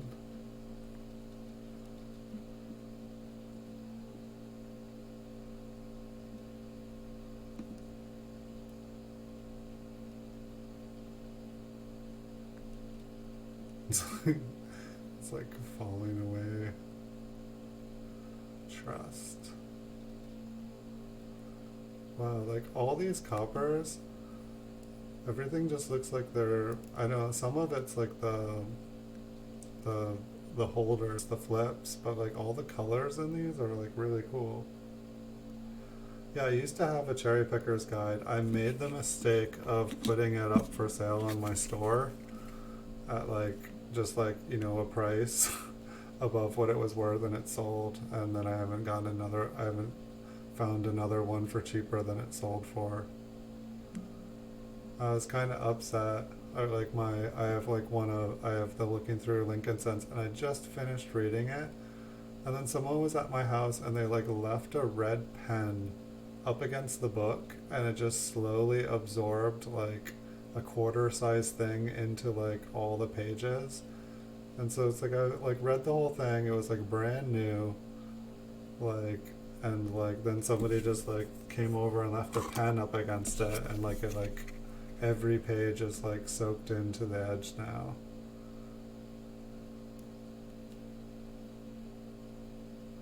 Got kind of a weak S on here too.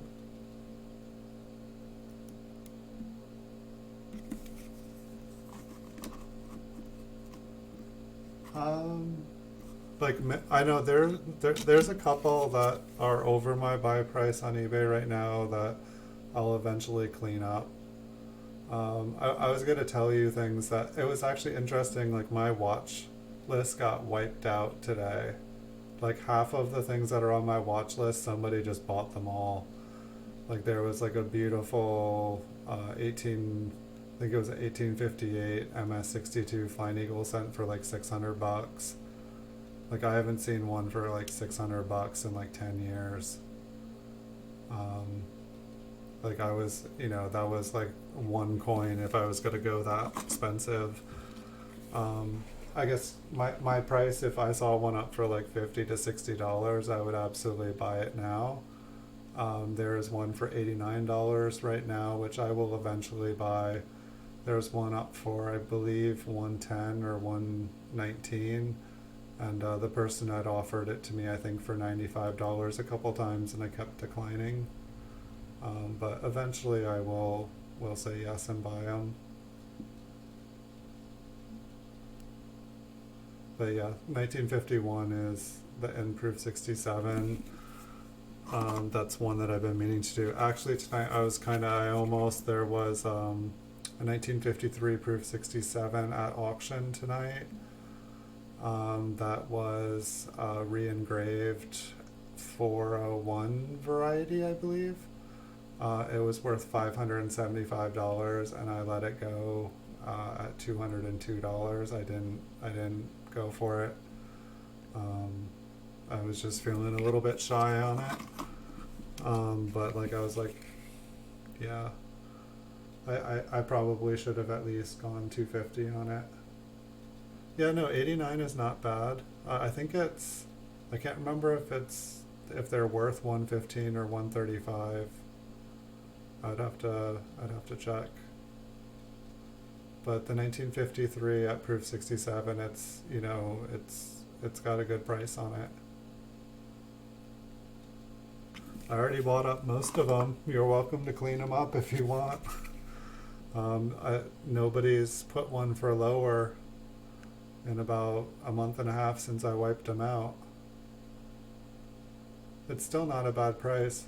If you guys are looking for deals right now, like I do, there are a couple ones that I'd recommend buying. Or I guess if you want a monopoly, I don't know, they're maybe not the best prices, but I know you were talking about the 1936 and stuff. It sounds like you might have just gotten that one. But I believe for 1939 proofs, I believe there's only 5 listed, and one is just a common business strike, 1959 ungraded, just, one of those things that people post. And then I think maybe there's only 3. There's either 3 or 4, and one's like a proof 64, one's a proof 65, and one's a proof 66, something like that. But the 64 is at $90, I think. But there's only 3 or 4 of them on eBay, and they're both. I think the 64 is like David Lawrence. I think it's worth 70 or 75, and it's listed at 90. But then it's like once those 2 are gone, they're not priced too much higher over their value. But once they're gone, you have the lowest buy it now. If you post them back up, you can put them up for twice as much, and it's like the only one available. I hate to say it, but when there's only one of something available on eBay, and somebody wants it, they buy it for whatever the price is. If they want it, if they don't, they don't. That one looks kind of interesting. It's all maybe it's damaged, but it kind of looks like that other one that I found.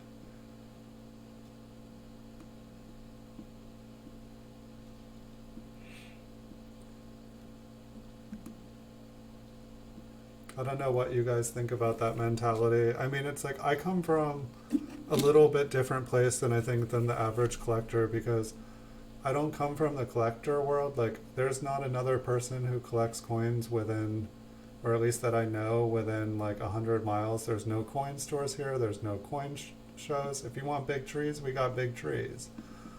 But it's like I've never had people that I can talk coins with, and so when I started on eBay, eBay was a marketplace. Like, I sold different things, and it's like when I got into coins, it was like, okay, these are collectible, they're rare.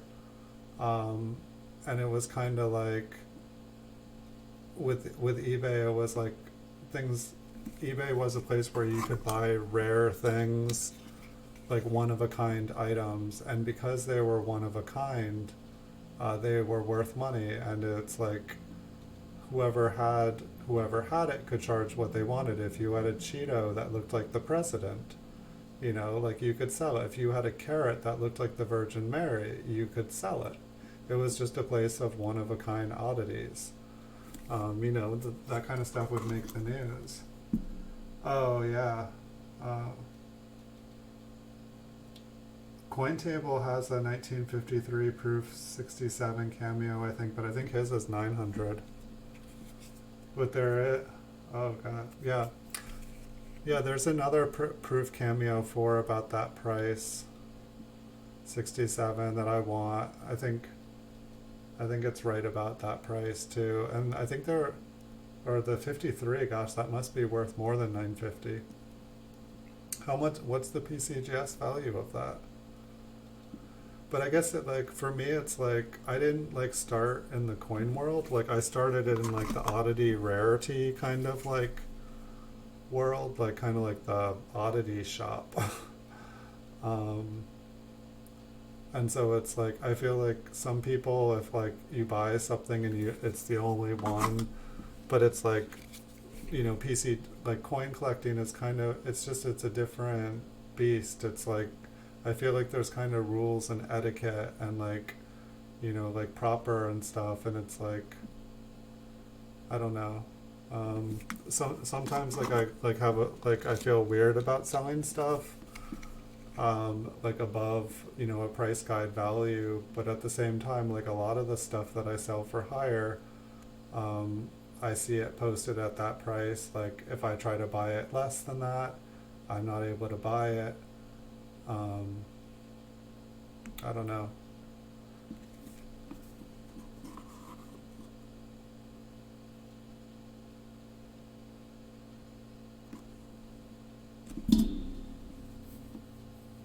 For a 1950, oh, I'm sorry. I think I was thinking it was a Proof 68.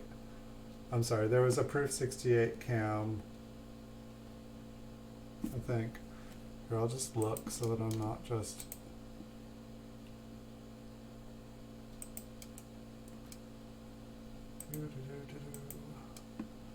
Yeah, there is a 1955 Proof 68 Cameo. 1955 Proof 68 Cameo. It's $681 right now. I want that. There's a 1959 Proof 68 Cameo for like 187. I want that. I think that might be above price, but still I think it's undervalued. The 1939 I was talking about, it's 125 for a Proof 64. I think it's only worth 110. But then there's like only two others on there. There's a 1940, maybe not that one. There's a 1964 Proof 69 Cameo. I can't mention people's names, I guess. I guess I have, but I'm not supposed to. Oops, sorry, that's not focused. But they oftentimes... Oh, never mind. Did you just buy the 69? Did you just buy the other 39?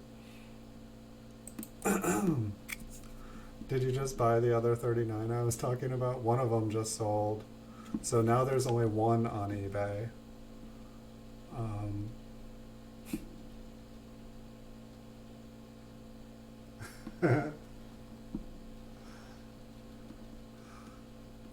Well, the scavenger hunt is gonna get easier because I'm gonna, if no one finds it, I'm gonna put up another item, and if no one finds that, I'm gonna put another. So the pool's gonna keep getting spiked here.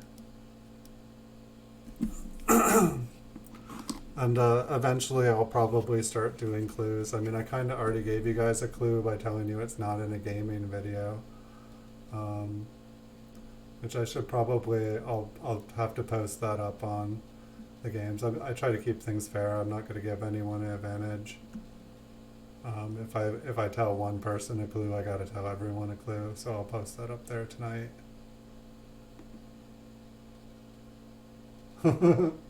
Well, it makes me feel not as bad. I mean, someone else could have bought it just because they're thinking the exact same thing, or they needed it for their set. And that's totally cool. But it makes me feel not as insane for spending some of the prices on stuff. Like some of the stuff that I paid double the PCGS value for some of the stuff I've been speculating on. And so, you know, like some of the stuff I'll probably, you know, lose on, and some of it I hopefully won't lose on. But there's only one way to find out. And it's like, I know that there's got to be some crazy people out there with some sick collections. You know, there's people that have had like a 50, 60, 70 year head start on me. What is going on here? I feel like I see stuff like raisedness like right below the middle. But I just don't know what to... I feel like the bottom serif is flattened.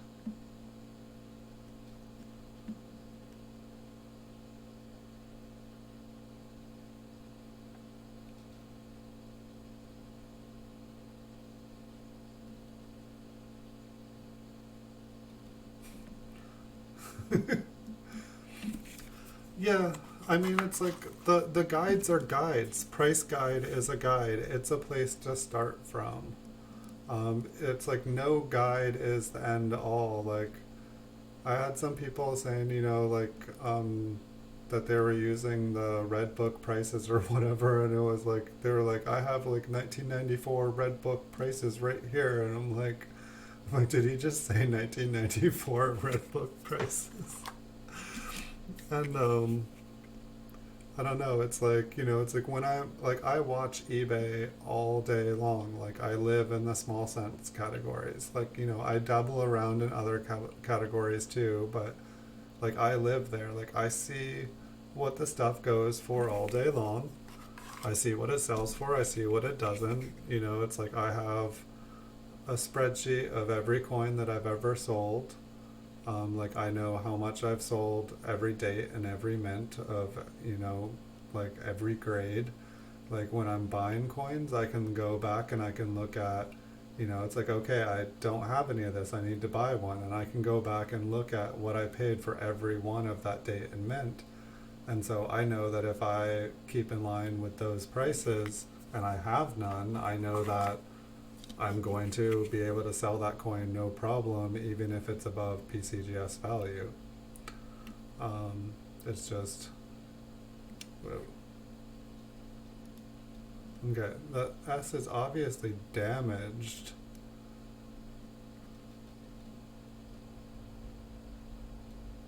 So what do you think? Do you think the piece got ripped out of the center there and then just squished against the coin?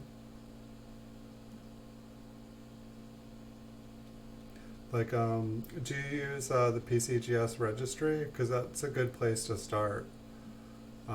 Just because when you buy a coin, you can add it to your registry. It's like a simple spreadsheet. You don't need any programs. That's where I would recommend. But basically, every time you buy a coin, you add it in. Like you add it into the registry. You put the date that you purchased it, you put the date or you put the price that you paid for it, and if you want to be organized, if you want to be organized, put a picture of the front and back up, and then if you ever want to do like an album or something on PCGS, then you can add it in. Well, it's like this one and the last one. Yes, this one's really dirty, but it's like the top one, the first one was missing a bunch of the middle, and this one's got the middle, but it's like missing the bottom. It's like a floating serif. I'm just curious if that's like the serif up there. Alright. I think I'm going to keep these two ones together. I'm not going to put it back in the box. Yeah, I need to, I don't know, like I used to be like on the top of it, and then I just, all my coins in my registry are for sale. So here's another one, Jesus. What are these? They're like broken mint marks. That one doesn't really look damaged either. But yeah, I like every coin in my registry is for sale. I don't think I have any that aren't up. And so I don't know, I feel like some people just look at mine and like, okay, what one do I buy off of him so that I can have a higher registry set. Which is cool. But it's like when I first started collecting, I used to like, try to fill in the holes. And, that was all fine and whatnot. Like I was trying to get like the best registry set. And so like the coins that I was trying to buy were the ones that I needed. And then it seemed like they were always selling out. And so I don't know, I found that if I don't buy necessarily the coins that I need for my registry set, but rather I buy the coins that are like a really good deal that day, that I make more money. Because otherwise, when I'm trying to buy the coins I need, they're the coins that everybody needs, and then I end up spending way more. It's that you end up getting like put into the competition, and then it ends up like who's got a bigger wallet battle. You know, I'm just a lowly grocery store clerk who has, you know, let their hobby take over their life. Grocery store clerk by day, dynamic czar of the cyber world by night. That's a fat one.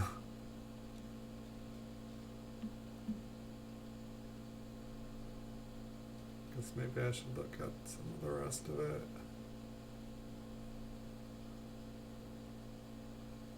Squishy.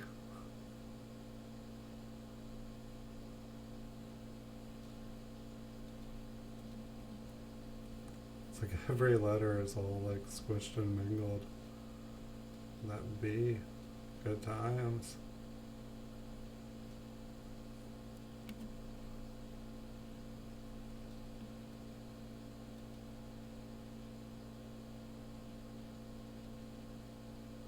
What is the most expensive Lincoln cent of normal standard issue proof in business?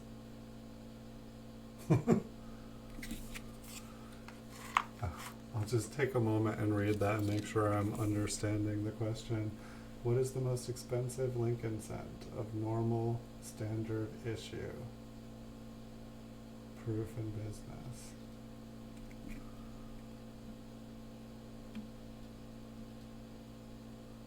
Huh.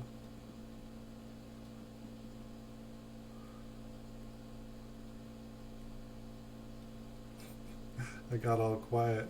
I guess it's like my brain is trying to think.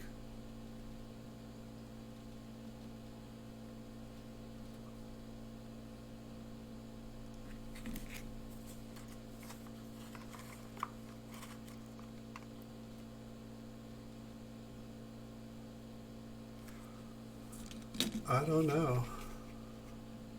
Like not an air coin, like just like a normal, like something that was released just to be used normally.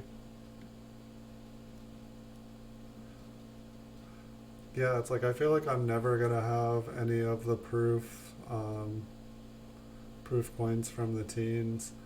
I swear when I first started getting interested in proof coins, they were still around, like you could still pick them up for like $100, and then like all of a sudden they were like all over $1,000, and like then just as quick they were like all just out of price completely. I was just like, whoa, what is going on with the prices? And that's when I started, when I saw that happen, that's when I started to look more at, you know, like what's rare. Like, you know, it's like you hear about people talk about rarity and stuff, and sometimes it takes, you know,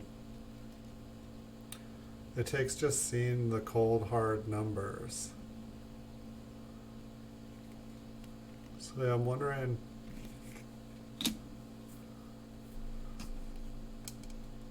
oh, you know what, no, I think that other one was, I was going to see if I could bring up web pages. I had things set up so that I could like show people what I was doing on the internet, but I think that I did videos. I let someone make videos on my computers, and I changed it up on it. I'll have to get back to that so that I can do that again in the future.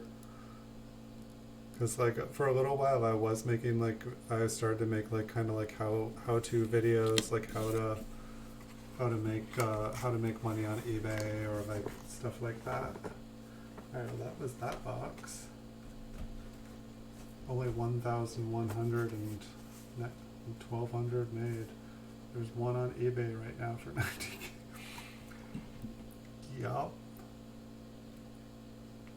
I bet that other 1939 that I was talking about, I bet if I go and check right now, I bet it's gone. It was there like just a couple minutes ago. No, it's still there.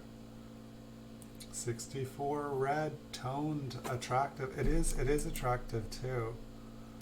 It's got like soup. Oh, I can't do it right now though. I have like, if anybody is lurking out there, like either buy it or don't buy it. If you want me to own it, leave it up there. If you don't want me to own it, take it. But like, check out, like it's 125 bucks. Check out the rim. Check out the lime, electric lime toning on the bottom of it. And then it's got like, kind of like a tiger's eye toning on Lincoln's face and beard. It's hot. It's really, it's a nice coin. And I know it's above the price guide, but there's like, I think there's only like 2 of these left. I can't spend my time just staring at it, but alrighty. We'll zoom back out. Oh, I'm gonna miss that. I bet it's not gonna work again next time. Okay, get our light. Guess I need a coin to focus on here. 1952. What's going on with the... Did it let go?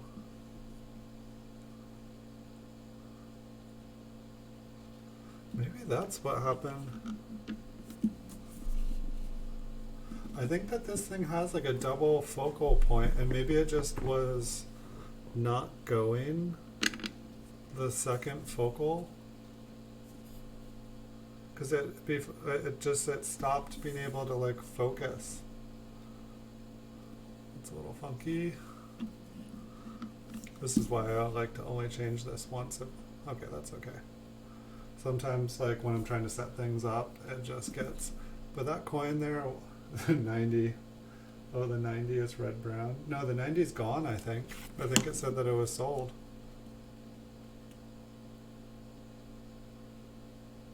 Was it just relisted?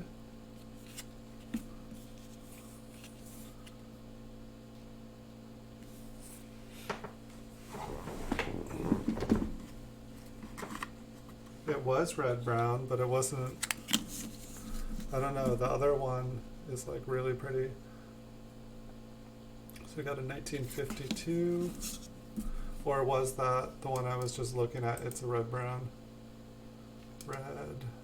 No, well, it says red. Okay, that must have been, they must have just relisted it.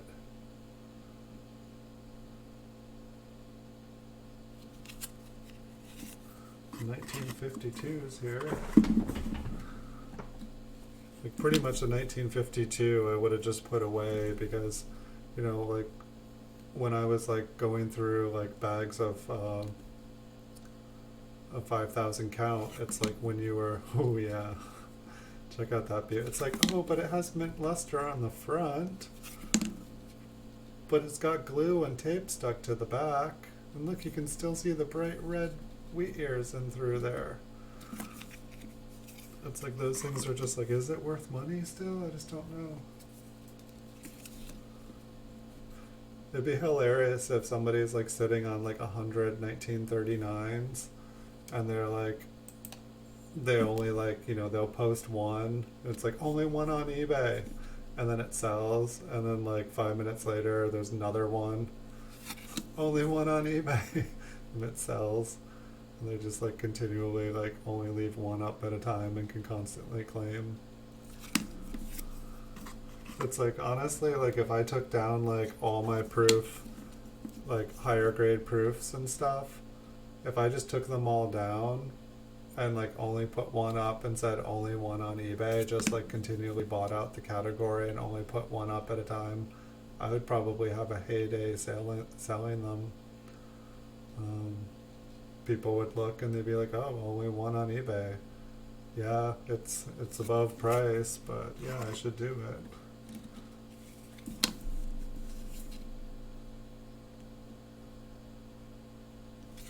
Maybe I'll do that in the future.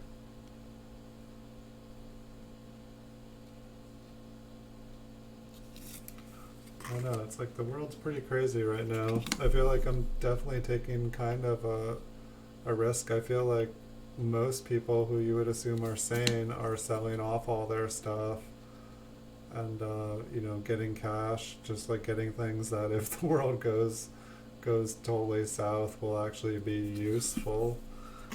But I guess if I'm lucky, I can get buried with all my proof Lincoln wheat cents. And someday from now, does that have like a big... No, I think it's just an odd color, and it kind of looked like there was like a big chunk of metal on his collar. I think it's just the way his coat wore.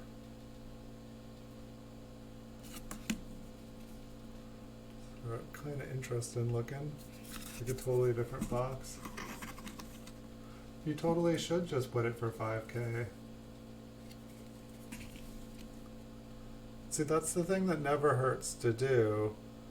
Like that's how I'd recommend anybody sell their coins. If anyone's watching and you want to know how to sell your coins, if you sell your coins, especially if you love your coins, but if you wouldn't mind making a little bit of profit on your coins, like take your coins, take nice photos, put them on eBay, put them up for double what you want to sell them for. Like a price that you'd be tickled pink if someone offered you. And then after you do that, put them back in your closet. If somebody sells you an offer or sends you an offer that you can't resist, take the offer, sell them. Wait another month, watch the auction house. You know, wait 2 months if it's a really rare, 3 months if it's a super rare coin, and, you know, buy it again. And then put that new one in your closet, put it back in the drawer, put it back in the safe, put it back under your shotgun, wherever you keep it. And just, you know, see what happens. You know, the worst case scenario is it sits there, but at some point you will need to sell it. Like everyone, you know, for the most part will sell most of the stuff that they buy, like, and to already have things up and posted, you know, it makes it easy when it comes time to. But it's like selling coins, especially high grade coins. It's not something you just put up for auction and you get like an awesome price. Like if you put something up for auction, chances are it's going to go, unless it is the rarest of rare of rare of rare, it's going to go for like 20 to 40% below suggested value. Like if somebody has something worth a lot of money, I would not suggest putting it up as an auction. If you are like desperate for money and need money now, you put it up for auction. If you want to sell something and get the best price for it, you put it up as a buy it now above what you want for it, and you sit and wait.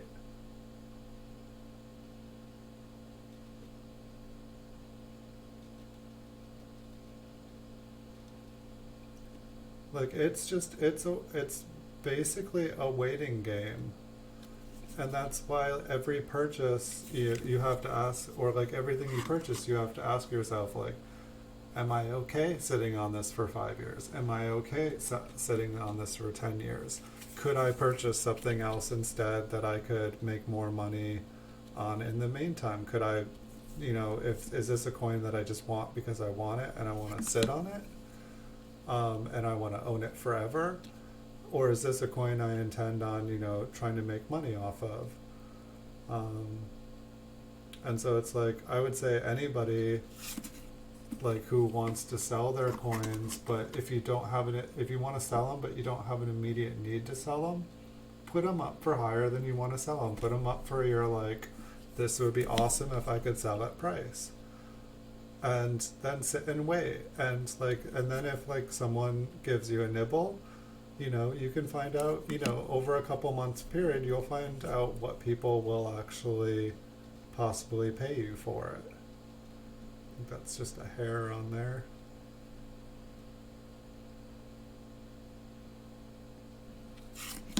Maybe a puppy. It's a cute puppy hair.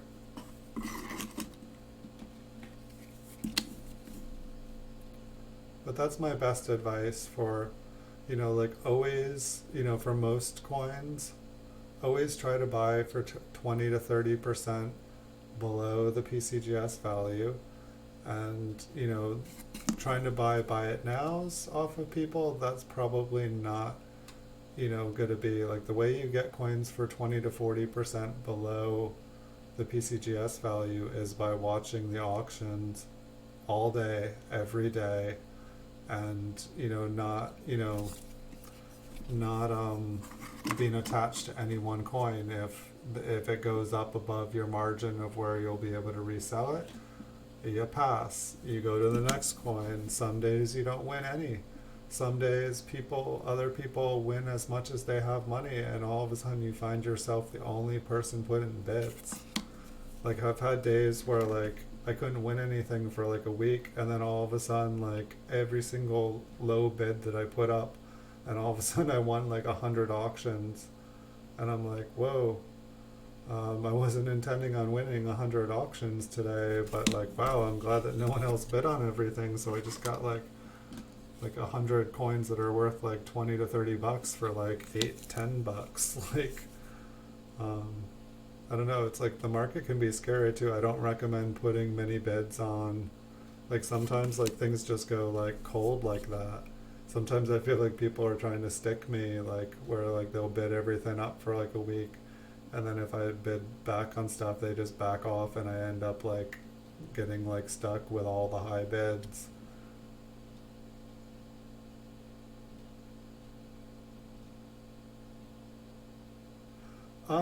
With auctions, I honestly, I wasn't, I've had the eBay store for so long, I wasn't even doing auctions for like years, and then I was like, I maxed out on the maximum amount that I was allowed to have for buy it nows, or at least for free ones, and so I was just trying to like increase, and I also figured that the auctions would increase visibility, that I wasn't getting as much visibility as I could because not everybody searches through buy it nows. So some of the auctions are at like a lost leader price. They are some of them are listed for less than I purchased them for, and they're simply just to get someone's attention and have them come and browse my store for other things. Like, maybe they'll buy that, win that, and then they'll come and look through the other things. A lot of them are things that I have a lot of backstock of. Like, if I have 20 or more of a coin, especially if it's a lower grade coin, then I'll put it up. Most of the stuff I have on auction is stuff that I have a lot of.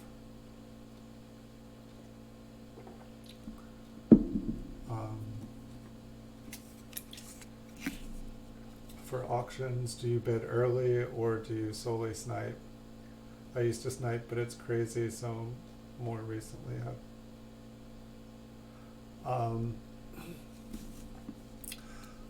In general, lately, last couple of years, I only snipe. That's in general.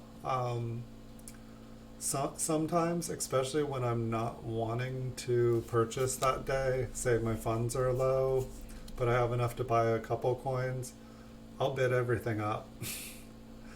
I will bid everything up to a price where I'm just like, okay, I'm not going to get any deals today.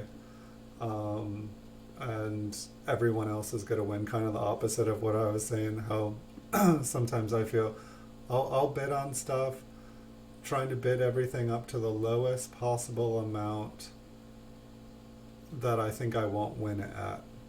Like, it's like I have records of how much I won all the stuff to, so if I stay $1 below, if everything I bid on I stay $1 below the cheapest I've ever won that item for, or the average cheapest, then I know that there's a 95% chance that someone will outbid me, but they'll pay the maximum price possible. And then that person has just spent, then they have just purchased that coin. So if another coin comes up for market, chances are they will not be, I won't be bidding against them the next time around because they'll have won a coin, but they'll have paid maximum amount. So when they go to resell their coin, they will be probably charging more than what I would be charging for mine. So I guess sometimes, yes, I'm guilty of just bidding up coins. Sometimes I do it for charity. Sometimes there's people that I just continually win stuff off of them for so cheap that it feels like a crime. There's one eBay in particular. I have no idea why people don't bid on his stuff. His stuff is good.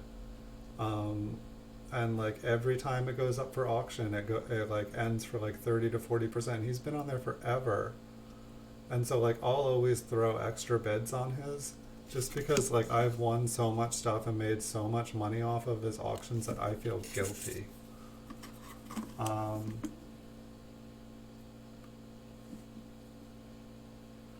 yeah, so I guess that's another point is I don't even use the bid screen. I only to bid on items and to check out items. I only use the watch screen, and yes, it does supposedly add visibility, but so does putting a bid on an item. And so you have two choices to watch items. You can watch them or you can bid on them. If you put a bid on it, that lets everyone know right off the bat that someone's interested in purchasing. They're so interested that they already put a bid on the coin. And you can't show someone that you're more interested than that.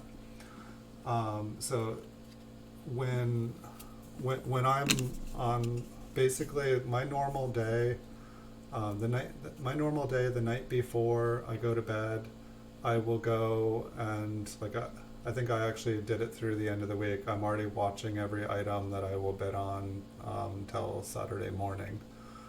But on a normal day, when I haven't had time to look ahead, I will go and I will put a watch on every item I plan on bidding the next day, or at least that I'm interested in. And then in the morning, I will take off if anything's have gone above my buy prices. I'll remove them from my watch list. Then they're off my radar. I'm not thinking about them. And then throughout the day, I just watch the watch list, and so I'm not putting bids on stuff. Sometimes, occasionally, I will. Sometimes I will put bids on stuff to kind of try to scare people off. If it's a more expensive coin, sometimes I'll if it's like a $200-300 coin, I'll drop $100 bid on it just to kind of anyone that was hoping to get it for $25 to just like make it, so make those people, oh, I'm not going to get this coin that I was hoping to get for 99 cents. Just so that, one of them doesn't all of a sudden just decide to go for it. That they already know that they're not going to get a sweet deal. I know it sounds messed up.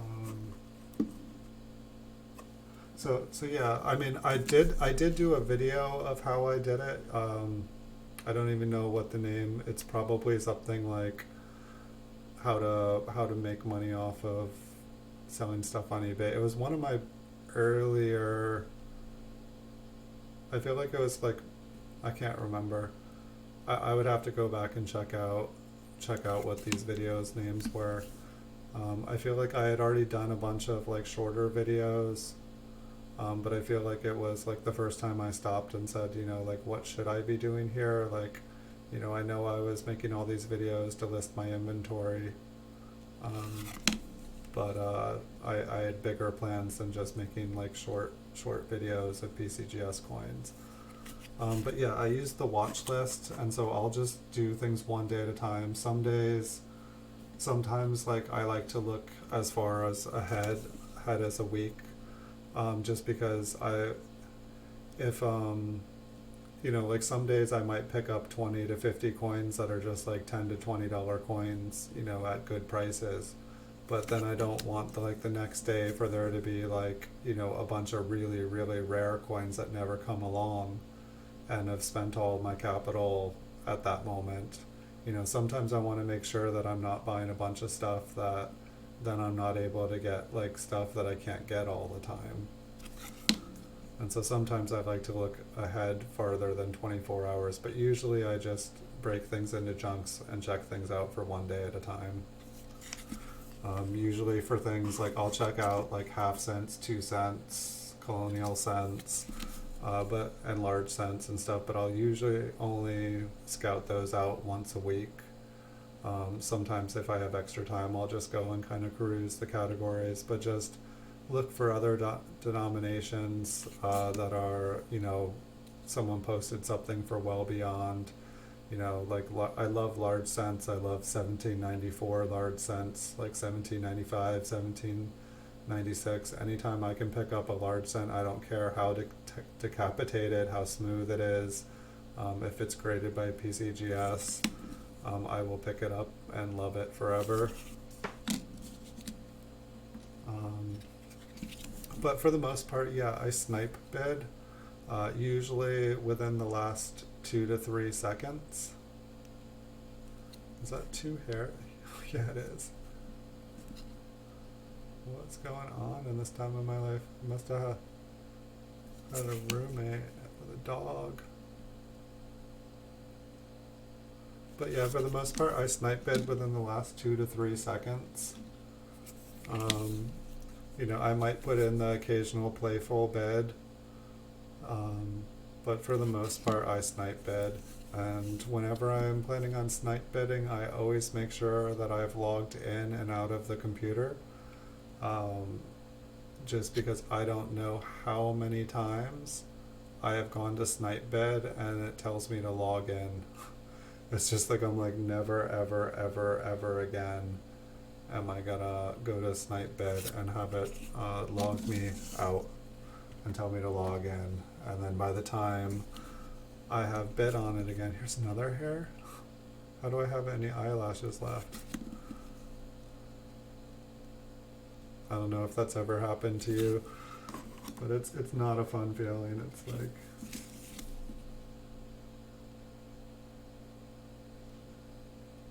I think I was streaming like 6 months ago, when I first started streaming, or no, it must have been like 5 months ago, because I think I started streaming coins on New Year's Day or something like that. But I had put a bid on, and I put like one too many letters. It was like a $20 coin, and I like bid like $200 by accident. And I was like all stressing that like someone was gonna like just, you know, it was still a nice coin, so I was like afraid that someone was gonna like bid me up, just like, no, I want it. And I was gonna end up paying like $30-40 for a coin that totally wasn't worth it. It's like just like a stream of me sweating it.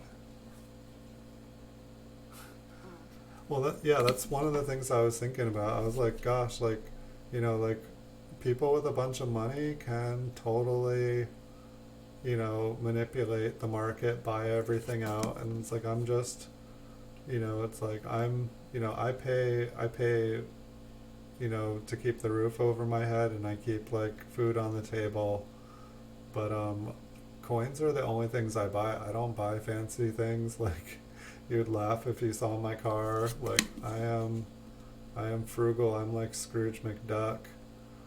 It's kind of like, well, no, Scrooge McDuck. Maybe, doesn't quite work.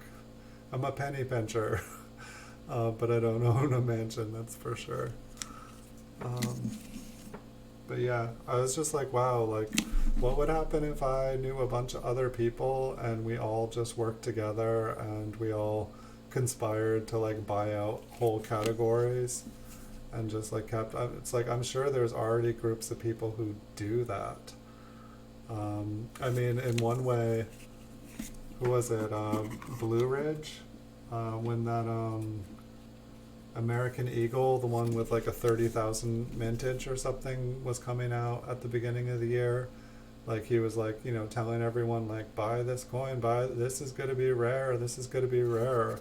And he was so right. Like, I was just like $60 and you could make like $500. And like, I was in a place at that just like 5 months ago that I was not in a place where I could buy one. And I was just like, but it's like, I should have, and I would have made the money. The Liberty Seated Club. Yeah. I don't know, I think there's like a 1919S like thing going on too. Like, I swear I could get 1919S's all day long. And like, now all of a sudden, like, every single one, it just seems like it goes higher and higher and higher. Even like an MS62 brown. Like, I was lucky to get like an AU50 one for like a price, but I'm like, what's like I need to look at the mintages again, but it's crazy.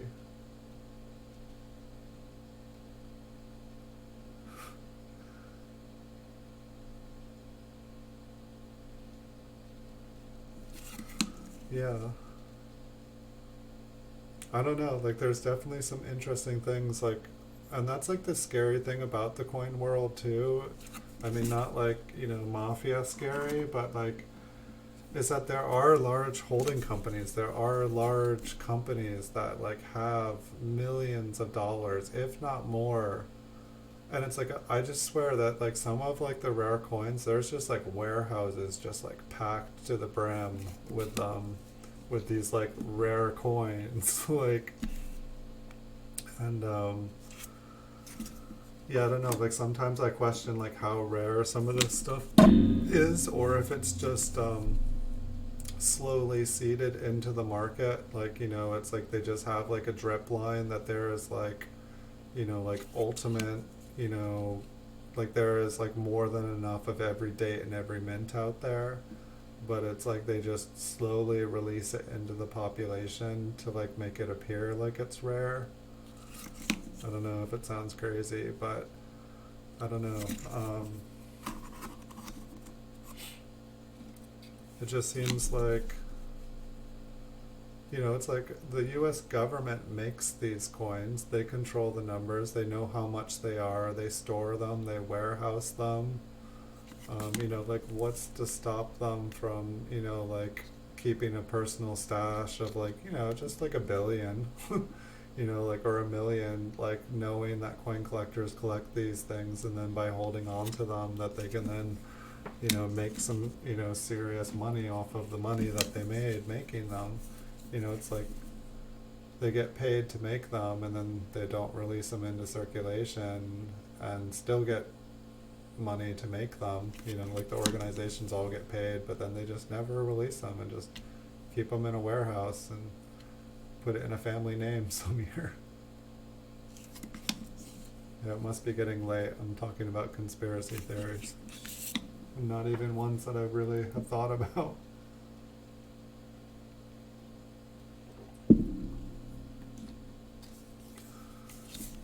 Yeah, but I don't know, it's like, I definitely think that there are groups of people that are able to manipulate the price and control the market. I feel like it's like when you try to buy out a category or buy out or get like a position, like a monopoly, then they have so many of them, they can just keep undercutting you continuously until like until you basically can't stay in the market anymore, and then you're forced, since you can't make any profit off of the product that you invested in. Sorry, I'm trying to focus my camera, I'm not just showing off my scissors.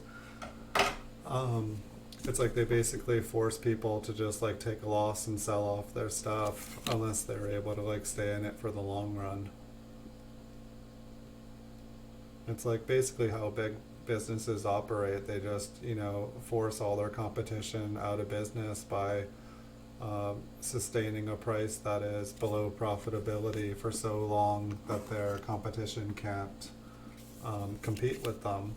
And then big money, even though big money didn't have a superior product, they didn't have a superior anything, they just had superior funding. And that's the only thing. They drive all their competition out of business, and then they can raise the price 10 times as much. And it's called good business.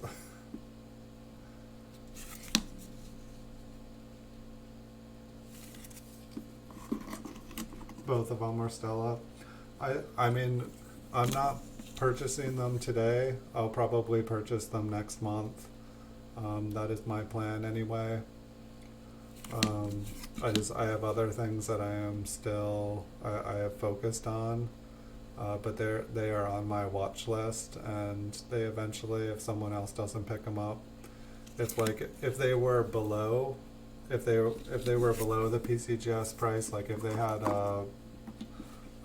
an offer thing, a best offer, I'd be putting in an offer on them. But since they're above PCGS price and they don't, There's other stuff that I feel like I can get and be able to resell quicker. And then those will just, those are things that I will pick up for the long term. But I usually only pick them up when there's nothing else available, or when I have like surplus where I'm looking for things for the long term instead of just for today.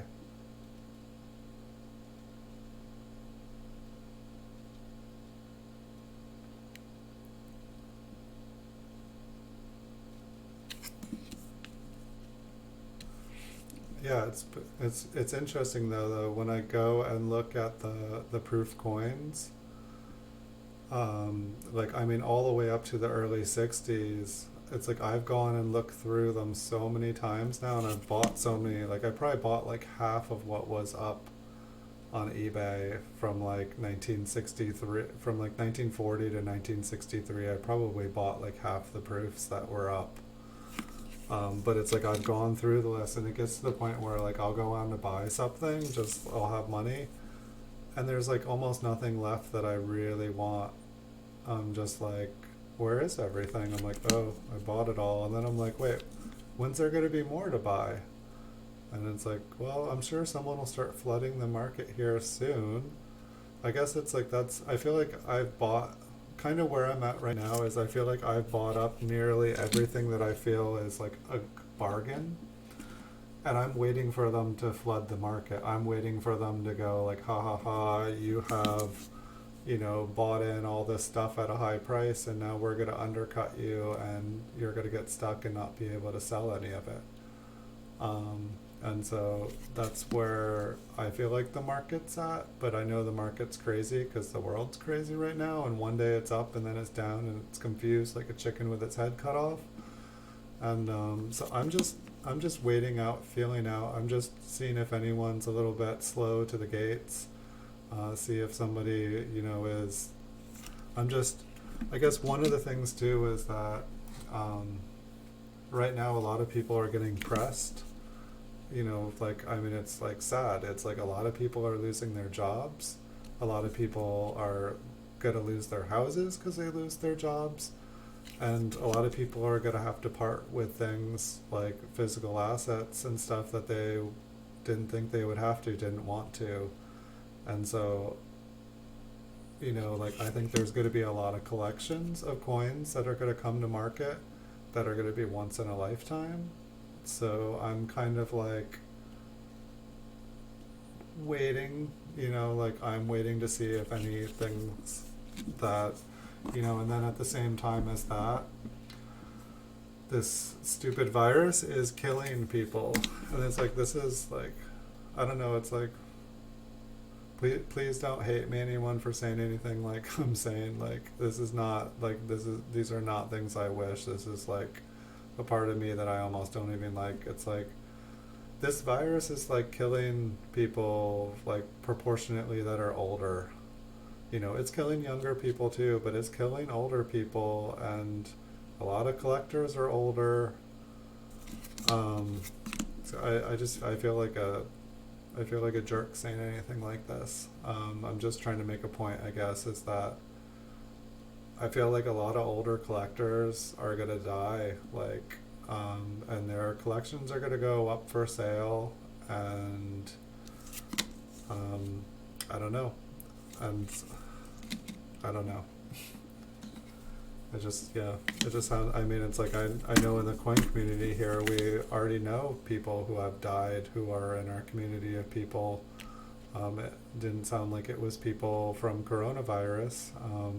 But at the same time, a bunch of the YouTubers and stuff that did coins and stuff, I haven't seen them. I haven't heard from them. I don't know where they went. I hope that they're all well.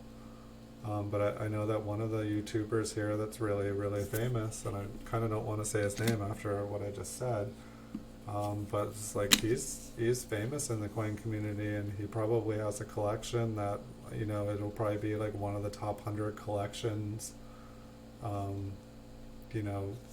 to come available.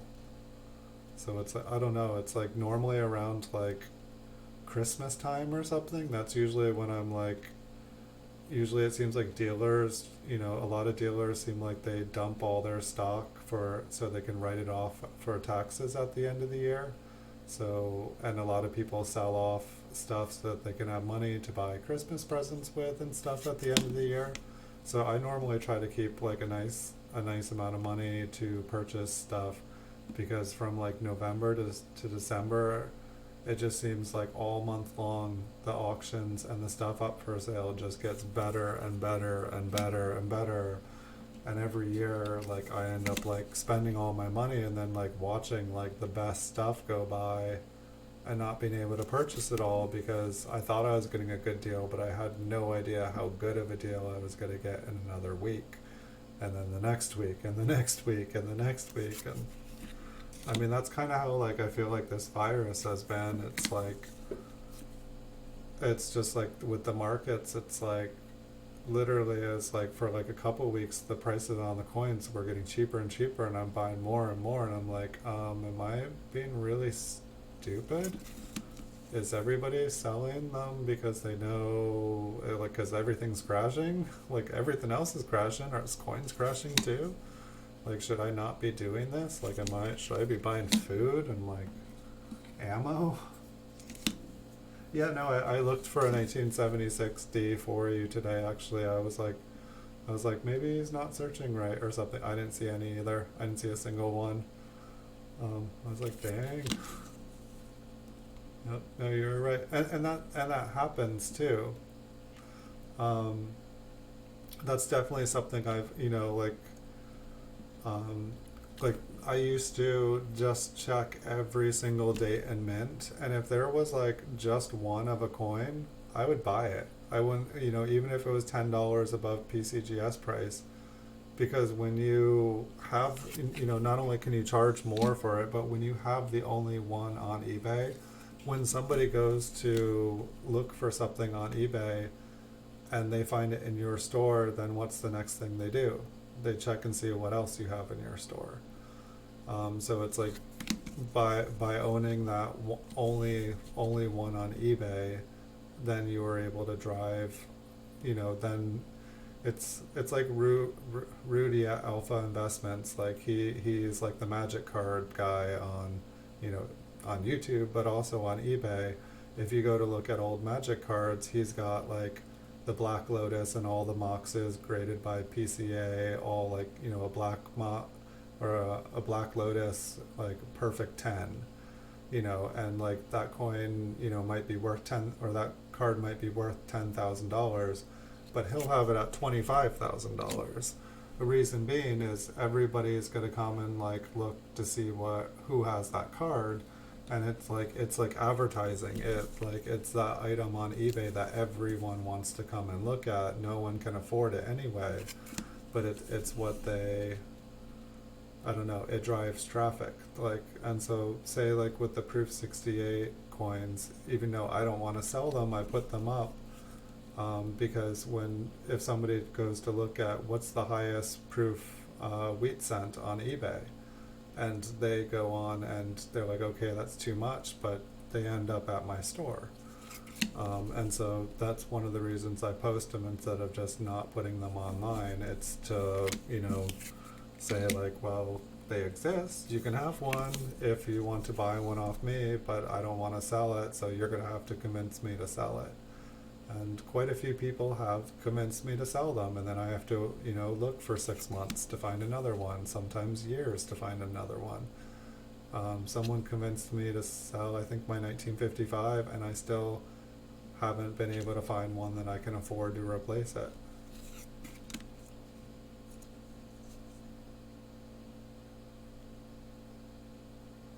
This one's beat up. Why is it in here? Is it kind of a wood grain, or is it just a scratched grain? Did I think that was an error there at the bottom? Probably not. Yeah, there are some coins that they just don't, for whatever reason. Like 1979 is usually a hard one, but it seems like a couple people did some bulk submissions, It used 1979 used to be a wheat penny when graded. I would buy it at any grade. Like I would, if there was an MS62 one up, I would buy it and just put it up for like $10 more because they were always there never were any. It was just weird like that. Um, and eventually someone will be like, oh, there's money to be made with 1976 Ds and 1978 Ds, and they'll go and locate a nice roll of them and then do like a bulk submission, and then they'll like sell one at a time. They'll like put one up for auction or one up at buy it now for like a steep price, and they'll just do that for a couple months, and they'll have a good time. But it's like coins like that are opportunity.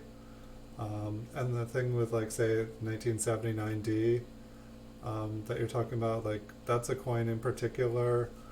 Like I have I have a bank box of solid date rolls sitting in front of me. I bought them off Chuck at coppercoins.com. And then I've got like a bank bag of them, and then I have like probably 1,000 mint cellos. But those are ones that like I'm eventually going to go through and I'm going to try. But it's a really tough one from what I understand, and pretty much every single one graded MS66 that I've gotten has been ugly. Like it's graded by PCGS, but it's ugly. And almost every time it's been a problem coin where people will buy and they'll be like I want to return it. This is not an MS66 red. I'm like, it's a super tough year to get an MS66 red in. Like I'm happy to take a return on it. I'll take a return on it all day long, but I'll tell you right now. Okay, I'm back. First the microscope stopped, and then I look at the camera and I stopped. I'd never seen that before. But yeah, no.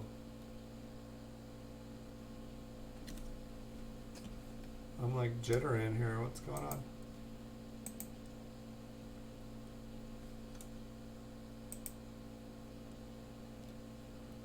Huh.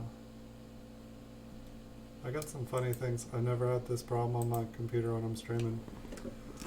There was a bunch of notifications popping up on eBay, but I tell the people, I'm like, yeah, I'm happy to take a return on this, but if you think you're just gonna, find another one quickly, you're not. You're gonna have to look, but every single one that I've ever gotten is like kind of funky. So just have low expectations when you find an MS66 one, because they're really hard. It's like when you find an MS66, it's gonna be like, an MS66 that you look at and you're like, I think this is a 65, but it's like, it was just barely enough there that the grader was willing to call it a 66. And it's like, that year also, I can't remember off the top of my head. I want to say it's like $50. I want to say the price guide value is like 50 for a 66. I might be wrong. I know that I feel like one person selling a couple of them for like $35 right now, but maybe that's the 79p. Those are in my cart. I keep meaning to pick them up because they always sell. Like I never have trouble selling 1979s. Sometimes people return them because they're ugly, but they're also really cool. They tone a lot. Unlike some of the years around them, a lot of the years around them will like have super spotting issues where the spottings are like black, kind of carbon spot like. But the 1979s, they get like these like kind of aqua blue and like kind of like pink and purple spots on them, which if I'm going to get spots on a coin, I want pink and purple and blue, especially like aquamarine. Like, sure, I'll take aquamarine spots or blotches on a coin. I think that's attractive. If someone wants a solid red coin, but it's like, say I opened up that bank bag, it was like sewed, and when I opened up the bank bag, all the coins had like aquamarine spots on them, and I'm like, I didn't have any experience with, what was normal for that year, and so I didn't know if like the chemical they had gotten exposed to a chemical, or if like like there was ink on the bag and it absorbed through, and the coins spread the like color on them somehow. I just didn't know what was up with that. I was like, these look really cool. Is it natural? I don't know. And then it's like I got like the rolls and looking at the ends of the rolls, and they all had it. And it was like the final straw was when I had got from like 10 different dealers, like 50 count mint cellos, the coins cut up from the mint sets, and they all had it inside it. And I'm like, okay, this is just what the copper mix was like that year. And so that made me feel way, way, way better. And I'm like, okay, so this is not something that I'm going to send to PCGS in a bulk order, and they're going to say unnatural toning. This is something that they would be totally used to seeing. So yeah, maybe some of them would come back red-brown, because I guess if it's not a red copper color, they have to say red-brown or brown if the whole coin is, not normal red copper color.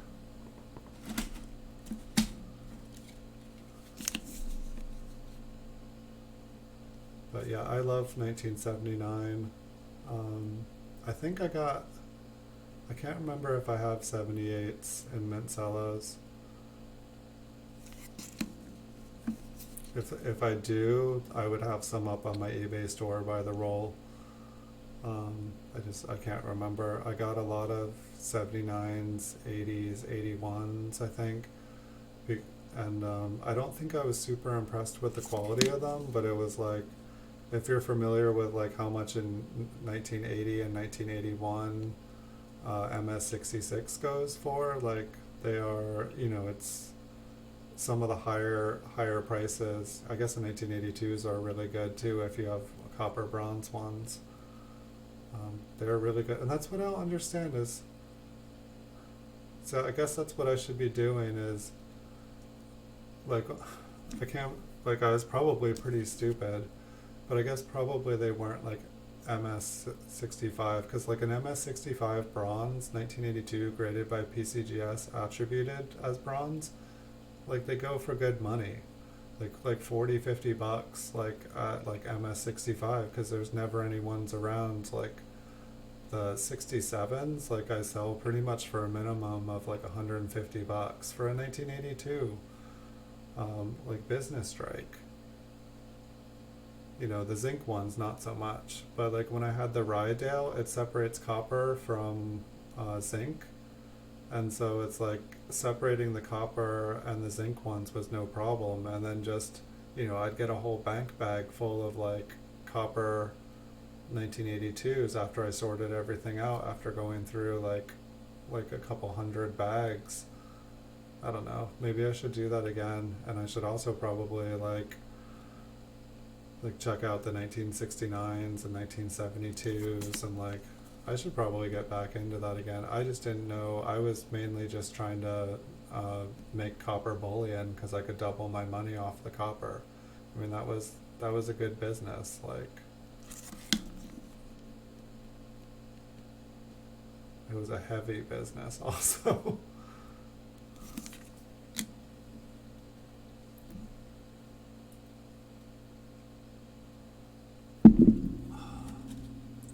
Yeah, I think I have one left. I just sold one, at least an MS67. But there was one seller who was putting them up for auction like one at a time for like about 3 weeks, and like they were awesome. Like I couldn't, like they were all like toned and crazy, and I don't know. I won about half of them that I bid on, but most of them are already gone. They go that quick. Like I'd say if you ever see like any 1982 bronze that are certified and attributed, like it definitely, like they don't even have to be attributed as a small or large date, just bronze. I don't even know why. If they're attributed, they sell faster if it says a small or large state. It's funny too if 1982 is not attributed as zinc or bronze. If it's attributed as zinc, it sells really slow. But if it's not attributed as zinc or bronze, just 1982, they sell really well. Looks like a planchet flaw, like right here. Can put that with the other ones. Some of the stuff is just weird. I think it's people are trying to complete their 1982 sets, and it's just they have all the other ones and they just want to complete it, and so they're willing to spend the extra money. And I mean, it's like I know the feeling too, because I'll want to complete mine, and so I'll get it, and then I'll put it up for sale, and then somebody buys it off of me, and so then I'm just in a continual cycle of buying. One coin that's pretty much eluded me is the 1970 small date, and it's just, I don't know, it's one of those coins that I feel like it's in that hype cycle, but it's perpetually, it's like the I don't know which one it is. Is it the 1909S, or it's one of them has one of the key dates, I feel like it goes for a really good price, but there's other ones that have way lower mintages than it. But I mean, this 1970S's are rare, but it's just the price is always there's just a competition for them. People love them, they want them so much, and so it's impossible to get one practically for at the price guide price, and it seems like they're almost always going above the price guide price, and it's just I think it's the only coin I've never had in my registry set, if that sounds weird. This coin looks weird. Is this paint? I think this coin is painted.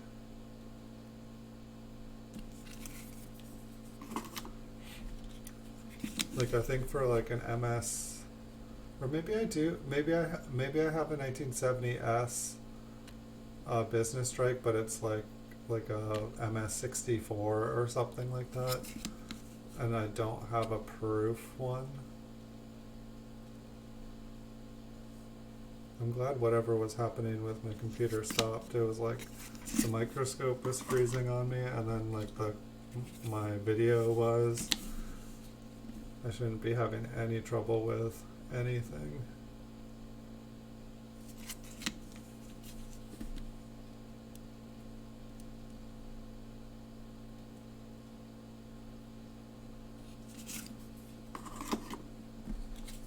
I've got maybe 15 more coins, and then we can zoom in on the mint marks on this box. Holy cow, I managed to end up going up past midnight again.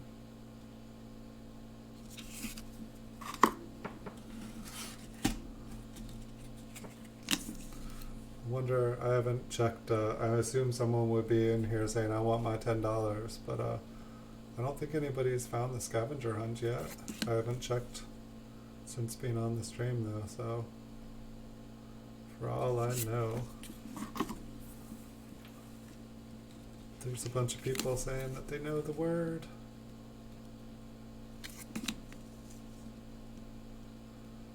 Yeah, I'm curious of how the scavenger hunt is going to go. I was kind of convinced that people had systems or something, and that it would take an hour. I'm gonna have to see. It's I'd like to make it a sweeter pot. I'd like someone to feel really psyched when they win it, but it's I can't do that if there's a way that I just don't know if there's a way that people can, I guess, check out the programming of the videos and look for the link, which is I know that people can take data and then have a computer algorithm read through it And so I'm being patient and like, you know, like we'll see what happens.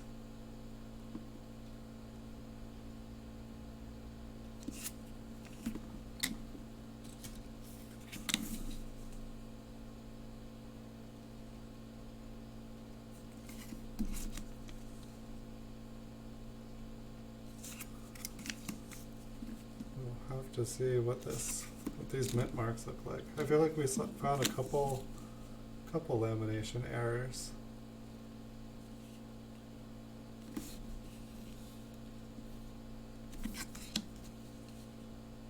Nothing crazy here so far. See, I'm also wondering like when I'm gonna run into, like, most of these dates and stuff are not, you know, they're more common dates, but I know that I had boxes with other stuff, you know, like better dates in it. You know, like there should be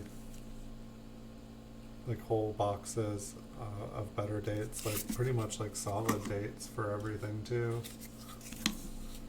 It's like I know I have like a box of, you know, like every one from the 50s where it was like, I was, you know, like, okay, I can't keep all of these, so I will, you know, have one box with the nicest 1944s and one box with the nicest 1945s. And, you know, as I would like sort through more stuff, I would like then compare the other ones, and, you know, ones from the best box would get knocked out of the best box and replaced with better ones. And so there should just be some that are outstanding, but my feeling is that most of the coins, especially since they came from rolls and from bags, and, you know, they weren't, you know, anything that was probably an uncirculated like bank bag, or not bank bag, but like bank rolled.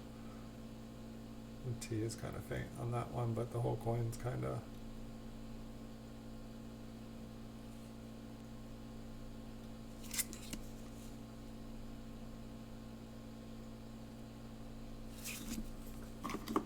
So it's like I don't think I'm gonna, like, you know, come across a bunch of MS66s. My guess is like the best like circulated ones would probably be like MS64 with maybe a couple MS65s mixed in.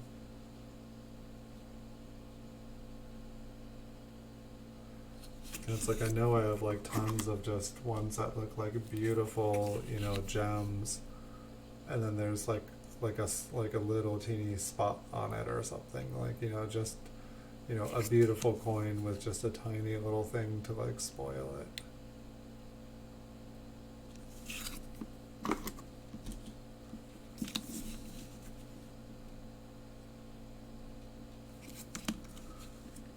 I was thinking like maybe I could do like a show or something where I like do an auction, like open one of these boxes at a time and like do an auction at the beginning of the video, and you know, people basically blindly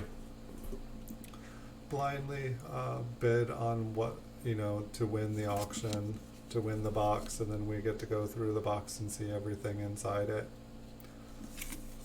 And then we get it shipped out after everyone gets to see it.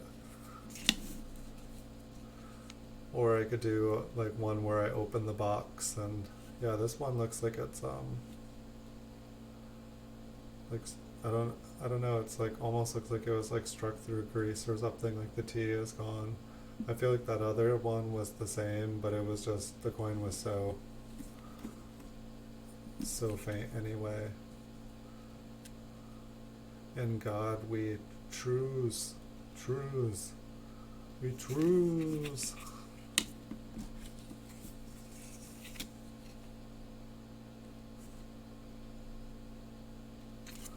Looks like it was cleaned. Oh, the reverse looks a little bit better. But yeah, it's one of those things where it's like the one side is just like awful. And then the other side, so that was the last one in there. We can look at In God We Truce. So what did I do?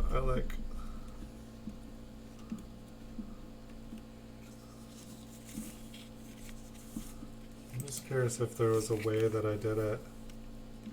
So I just did the whole thing, and then I zoomed out.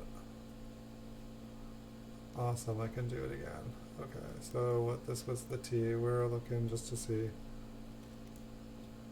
It's like gonna be so faint. T, U. That's flat, why can't I? I think I have to flatten the microscope so that when I'm holding the coin against it.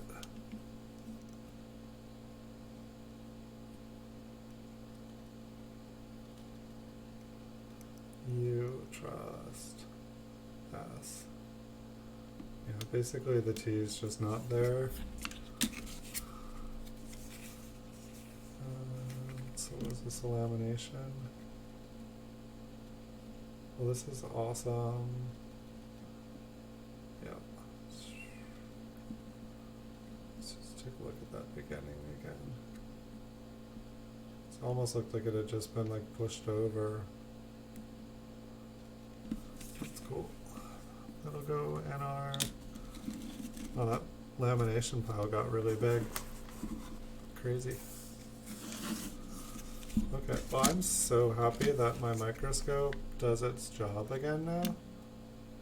Okay. That definitely looks like some extra metal in there.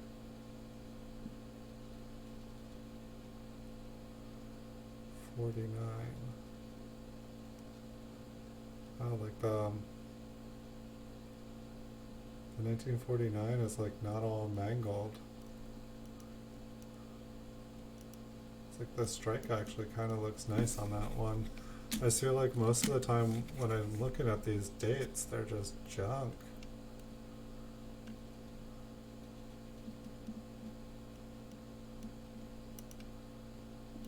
Partially filled 4. Super skinny 9. Oops. Let's not dump the box.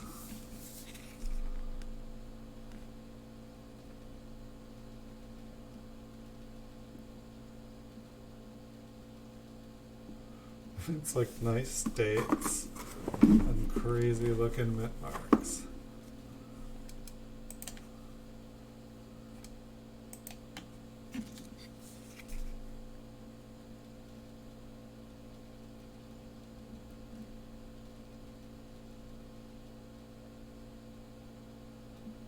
A little bit of machine doubling there.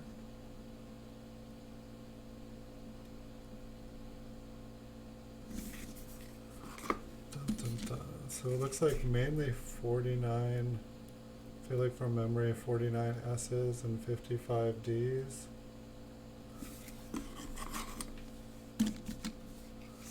Got a 37 D here.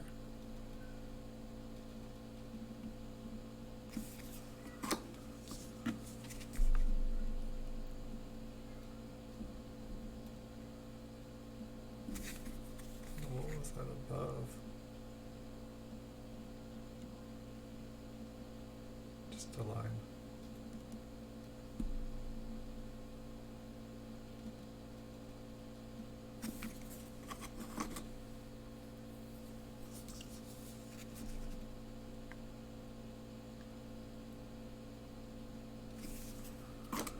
Dun, dun, dun.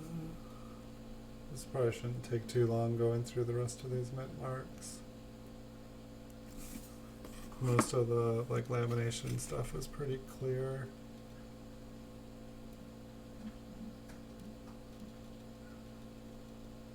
It's kind of flattened.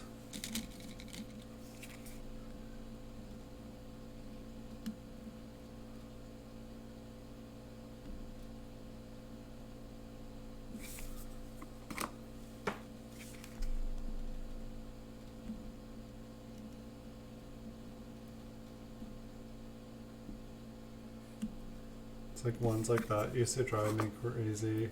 It's like I'll never know if there was a RPM inside all that crud unless I go and like dig it all out.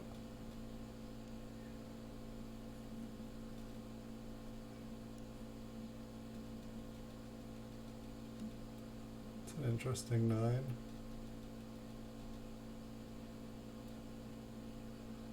interesting 3.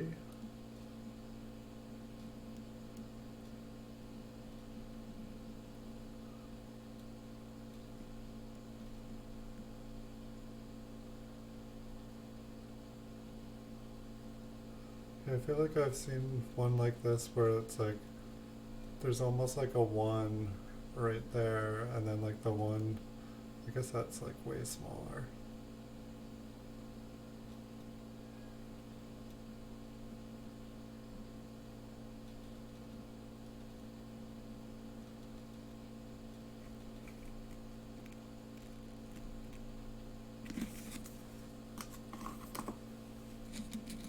We got about 20 more.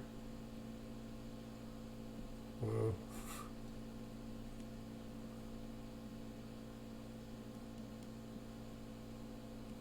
Welcome to Funky Town Coins.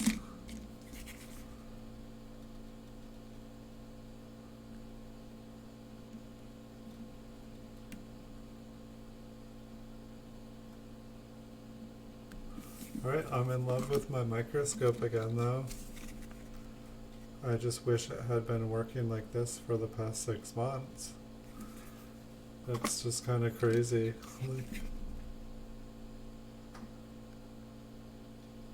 And I was gonna totally file the plastic cone off the bottom to see if I could get it to like, I'm like, why can't I go up close again?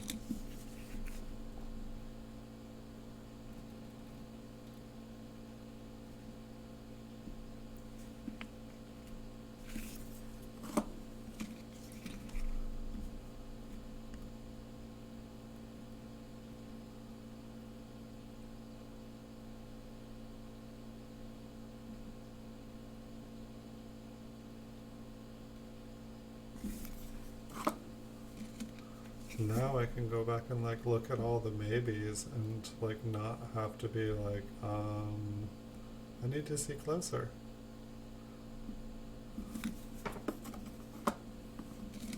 I still feel like I could go closer if I got a new one. But I don't feel like I'm like desperate to go out and get a new one.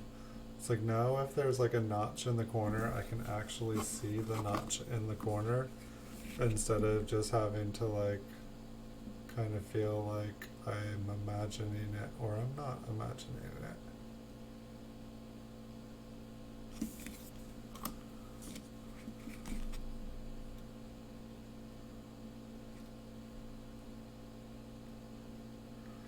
What's weird is like, say like with this, it's like, yes, I see things like in the inside curves, but it's like it doesn't really look like an S shape to me.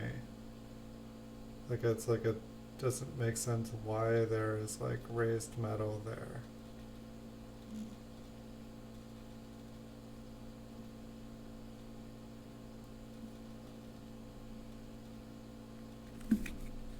Like just doesn't quite fit the pattern of what I think the S should look like when it's doubled.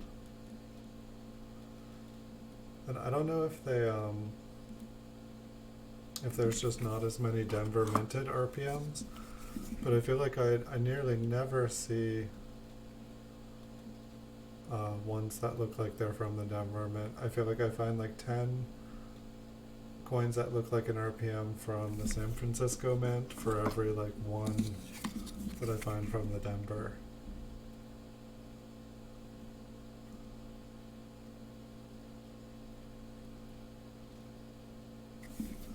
Maybe the S's are just like they're bigger, longer, more things that can go wrong with them.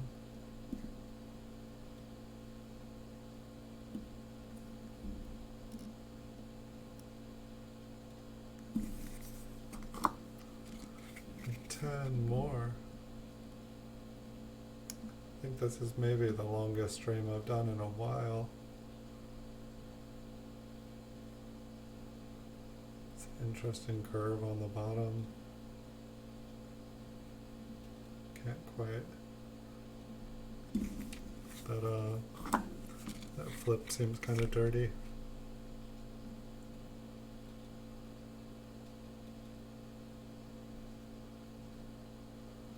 I've lost the date. Oh my god, it's way down there. Oh, it's a staple I'm getting hung up on.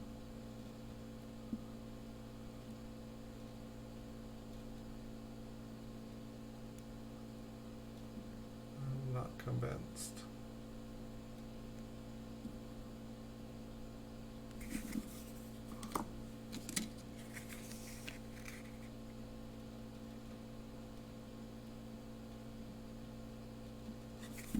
Nope.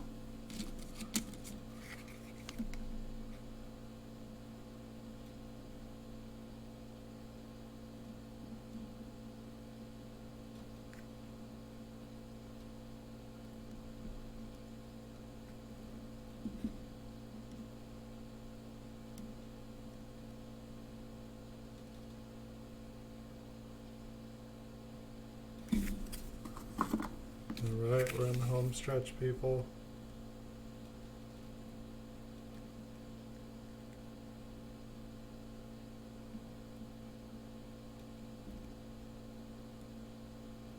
Almost looks like there's like some plant life growing on this coin.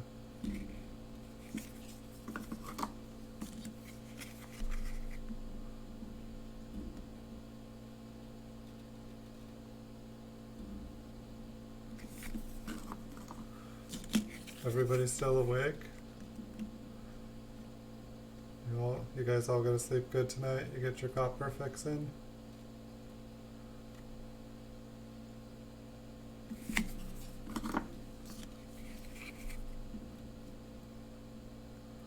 Maybe I can change the scavenger hunt thing to instead of there being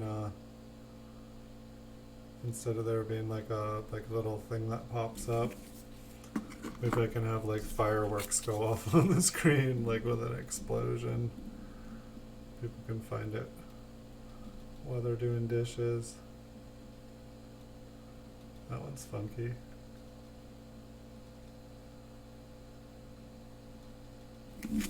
Alright, last one, 1949S. What did we get?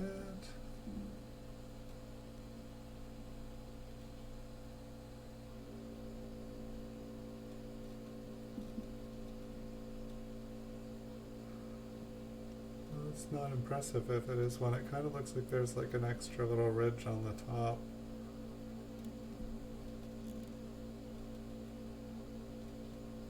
I will say no. I want ones that look crazy. We'll check out Lincoln's Eye if we can find it.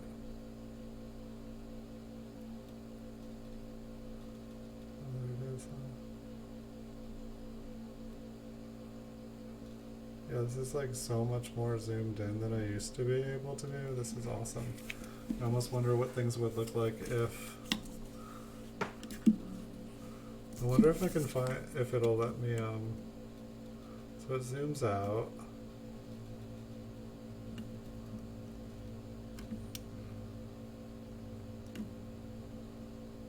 Okay, that is what it is. It's the double focal length is working again. Because this is, I'm holding it right up against. So like for the last 6 months, this is as far as I could go in. And like, oh my gosh. So it's like, that's what I've been stuck at. And now,